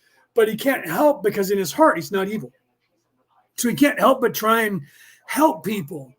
And eventually just gives up on trying to be the bad guy and just tries. And that's how his character winds up in the end. He just gives up on trying to be out for himself and saves William Turner, so that William Turner will still be alive for his wife. And because he likes him and he likes her, and he actually feels for all of them. And more, because he could have easily become the captain of the Dutchman, but he didn't. And they don't even tell you why he didn't do it. But if you are paying attention to his character, you know that he's not really evil. He was just greedy and was living that. Once he got over that in himself and did the shadow work, he just tried to pretend so that other people would still see him as evil, but he really wasn't from that point on. And him doing the shadow work happened when he was in Davy Jones' locker. So if you watch all of the movies, once he went to the locker and had that experience, he made it back. That changed him. And you see that change in Jack Sparrow's character from that point on in all of the movies, that once he went into the locker and actually died and was in the Davy Jones locker in purgatory and then was rescued, then he never looked back. He never was evil anymore from that point on. He just needed the evil people to think he was. And he was still trying, but you don't see him like trying to steal and rape and pillage and do the things that he did. That you see him change as time goes on. Anyway, that was the moral of all those stories. I loved that, all of those. Okay, guys. So I love you guys. I'll see you guys next Friday, and I'll give you updates as soon as I get them. Like I said, the publisher said we got your the copy of the approved, and this is the person who's going to be contacting you to start developing further. And so as soon as they contact me, or that person, as soon as he contacts me, then I will get that ball rolling and let you know about the timeline. And as soon as we get the website up and the pre-ordering, you guys will be the first to know about it. I'll be telling you about it, doing shows about it myself, promoting it. And then you'll see me shift gears into promoting that, but continuing to promote this message, because that's what it's about, right? But you'll see me starting to push the Law of One away and start moving into doing more of this. And that's why I've already started transitioning to doing less and less of the Law of One, but utilizing that to show you that it's still the same message. I'm using it as a transitional phase. There's that word again, transitioning, using that as a transitional phase to move, because if you haven't read them all, you should already be reading that. If you haven't been studying, you should be doing that. That's why my book will help you with that. And the books that I mentioned to you that I have in the past, that if you've been listening to me for the last few years, you know what I'm talking about. You should be reading that stuff. Not only that, but everything. Because everything, eventually you're going to wake up. And that's why I tell that story about the Sufi, the guru who was buying all the books. I did the same thing, buying every book I could buy and reading everything I could read. And then one day when I realized that there was nothing, I was always disappointed. I'll leave you guys with this. Every time I would read something, I was always, my whole life, because I thought when I was a boy, I didn't understand what being unveiled meant.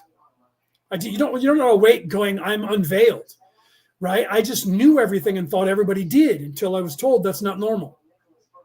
What you know, not everybody knows. And you can't tell people that. That was what I was told by my father. You can't tell people that, because they're not going to understand you until you get to a point. No one's going to ever really truly understand you, no matter how old you get. But you're going to get to a point where people are going to accept what you have to say, and it's only going to be a small portion of the population. Right now, you say this as a little boy, and they're going to think that I'm brainwashing you into believing this, and they're going to take you from me. When you're teaching me as much as I'm teaching you, because he would ask me questions and I would tell him answers. And he was like, how do you know this? Because I do. I just know it. So he would tell me what I needed to learn to make it in this place. And I would tell him things that he was just going, what? Right? But he was like, you can't just tell people this stuff when you're in kindergarten, first grade. You're not going to be able to tell people this until you're over 18, because then they can't force you to do anything. Then you can start telling people. But I found that it was still a very small population. Okay. So literally you have to realize that And that's why I talk about that I bought all the books and I would be disappointed. I was reading Aristotle and I'm like, he's not as intelligent as people think he is. I'm reading Socrates, right? I'm to this day not very impressed with the Dalai Lama.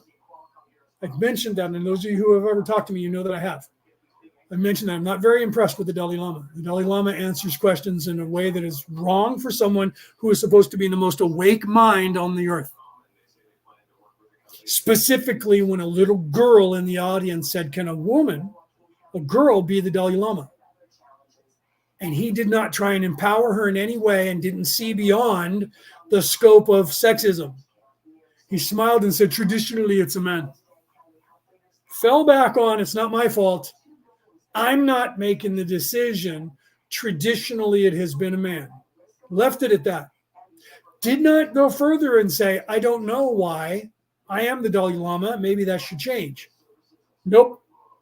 That means that he believes in the tradition. That means he's not as awake as everyone thinks he is. Do you see? And nothing will change. Okay? So the Dalai Lama is not unveiled.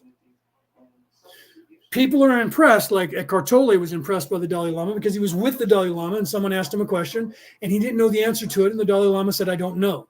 That's impressive because it shows the ability to overcome the ego. So as far as people are awake, that's an impressive feat. I agree with Eckhart Tolle at that point.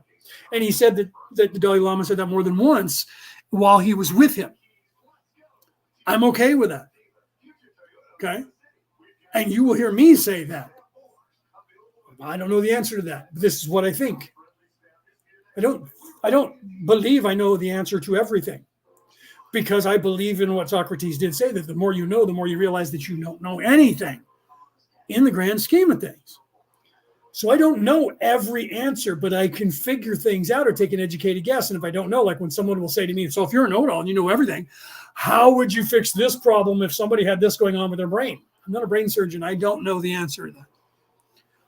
I have a smartphone that I can just Google and find out what other scientists have said is the answer to that.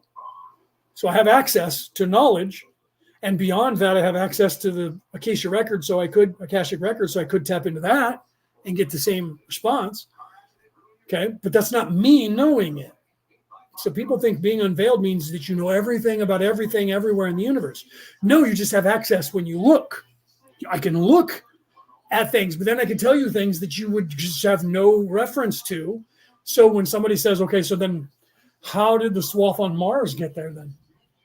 That was actually done physically in a war where there was a particle beam weapon. 90% of the population of this Earth is going to go, you just made that up. And you go, well, it actually happened here on Earth too. And they go, oh, it didn't? Yeah, it did. Grand Canyon, the Grand Canyon. That happened through erosion forever. Weirdly, there is no other place on this planet where the same thing has occurred anywhere near that mile wide and mile deep chasm that runs for hundreds of miles anywhere else on the face of the earth. Not even anywhere on the face of the earth where it shows that it happened less than or half that. Okay. We get some that looks like it might when you see these valleys that come down to a river running through it. And some people will say, well, that was erosion that originally that river may have been really shallow. But there's nothing that shows when you go into those areas that are up the sides of the valley that shows, well, then a river actually ran through here at some point. That should be there. Just like if we dig down in the earth and we uncover it, you can look at the layers. Those layers should be there that would show river running through it at 100 feet up, and then at 90 feet up, and then 80 feet up, and then 70 feet up, and 60 feet up, and to go down like the Grand Canyon shows. Do you see? So for the Grand Canyon to work, it's the only place on the face of the earth. Well, it was because of the rocks there are all sandstone. There are many other places, including Egypt, where sandstone has been apparent. And why is it that the Nile has been running through sand and sandstone for 10,000 years, and it's still just as shallow as it was 10,000 years ago, and it's still running in the same place. And that hasn't shown signs of going further and further down at all. Well, because it floods, and then at least it would still have sediment that should be lower and lower and lower. Well, the same amount of water goes through there. That's not true, because we know that there were rivers that ran through, that came up to where the pyramids are now, and that ran underground for thousands of years. And when they know that, because when they find those viaducts now, they can see the erosion. So they can go in there and say, this viaduct has been a river that's been running underground for 10,000 years. Why is the Nile above ground not eroded the same way the one that's underground currently, that was above ground at one point, that got covered over? Why is it still there eroding underground? Because it's still running, but the one that didn't get covered over is still at the same height. And this one didn't get covered over and then go lower. It started going lower and lower and lower, and then eventually covered over because of the sand once the earth changed. I know I'm getting into far too many details. But there is no other example on the face of the earth that would suggest what they're claiming happened here in the United States, going from in the Colorado River, the Snake River, which I've been to, that would show their theory is sound. Because if it happened that way in that place here in the United States for the Grand Canyon, it would have been happening somewhere else on this earth as well, above ground. And there would be complete evidence of that fact to show you many Grand Canyons in other places. And there's not, which suggests their theory is wrong. It happened another way. Has there been erosion there? Yes. Was it as wide and deep because a river was trickling up there a million years ago? It's the only place where that didn't change and the river stayed flowing in the exact same place no matter what has happened. An ice age didn't change the Grand Canyon, when we know that it changed the landscape of the entire northern hemisphere of the planet in that time period, but the Grand Canyon wasn't affected by it. How did that happen? How did that happen? And why is there no if there was an ice age and it changed the landscape of everything else, then it should show that during the ice age, for the entire time that the Grand Canyon was froze over, there would not have been any erosion. So the erosion would have to change, like a tree ring would have to get thinner in times when there was less water. So because there was no water running anymore, because it was frozen over, because there was an ice age for more than 10,000 years, it should have stopped. And it should show at the bottom that there was this thin layer where it hasn't moved and it just started moving again, because there was a squelching of 10,000 years until the permafrost wore off. You don't hear anybody telling about that. Why? Because it doesn't exist. All right, guys. That's just one of the things that I could say, but you can't prove it. Although with the Grand Canyon here on Earth, you can prove it. But when I tell you about that and how the swath got up on Mars, which is a canyon that is wider, more than a mile wide and more than a mile deep, which is across the face of Mars, and we call it Mars Grand Canyon. It's bigger. All scientists said, well, that one started because of some sort of particle beam.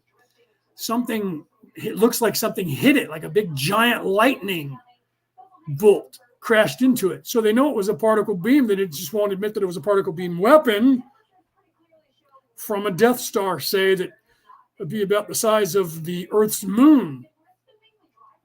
Coincidentally, won't get into that theory, but the Earth's moon was in fact a weapon of mass destruction that was orbiting a moon of Maldek, a planet that got destroyed because of an interstellar war. What? And that it was damaged and the engine doesn't work, and that it was towed in place when all the refugees came to Earth, because Earth was the only place that survived said war. Weirdly, that the Grand Canyon happens to go backwards in time 75,000 years, and the And the swath on Mars happens to go back in time in 75,000 years. And some people say the moon didn't exist more than 75,000 years ago, that there was another planet that was out there in the solar system that is now the Kuiper Belt. Weirdly, that there are stories that those all changed at the exact same time, 75,000 years ago, and that there's stories telling of a time when there was a war of the gods that happened, and that people came here, Atlanteans, and were refugees on this earth from said war, and that all of those swaths happened at exactly that time of that war. Weirdly. But none of those existed and none of that happened. That was all made up afterwards. Oh, coincidentally, they were made up about 2,000 or 3,000 years ago when they made up all these religions, and they just happened to be right that all of these events occurred at the same time 75,000 years ago. I'm sorry, that's too much of a coincidence for me. That all of those changes happened at the exact same time, and that some people say that's because we were told that it was a war that happened. And science goes, no, it was just a coincidence. They all happened around the same time, but it had nothing to do with anything on each other, even though the weaponry used was the exact same kind of weaponry that they were talking about Shiva having and Odin having, and Marduk's grandma Tiamat having, and all of those religions are talking about wars between gods. Just those three. Having particle beam weapons. Wait, what? Never mind that now. That was a coincidence. They all must have taken their knowledge from the Mesopotamians when they made up the Viking religion, and they made up the Egyptian religion, and when they made up the other stuff. Yeah. Okay, so when did they get their scroll? That scroll and their ideology came from the Greeks. What? Look it up. And the Greeks said, well, we got it from the Egyptians. Well, it all goes back to the Egyptians made that shit up. The Egyptians go, no, that's not ours. That came from a group of people who were alive 75,000 years ago when the destruction happened. Okay? Just saying. And now we're finding proof that they existed, that there was a group of people that were on this earth. It was a global empire that lived here that disappeared 75,000 years ago. Just saying. All right, guys, I'll leave you with that. Play with that one and chew on that for a little bit. Okay. And I'll see you guys next Friday. This has been Orion Rising. I am your host, Leonard O'Neill. Good morning, good afternoon, good evening, or good morrow, depending on where in the world you are tuning into the show.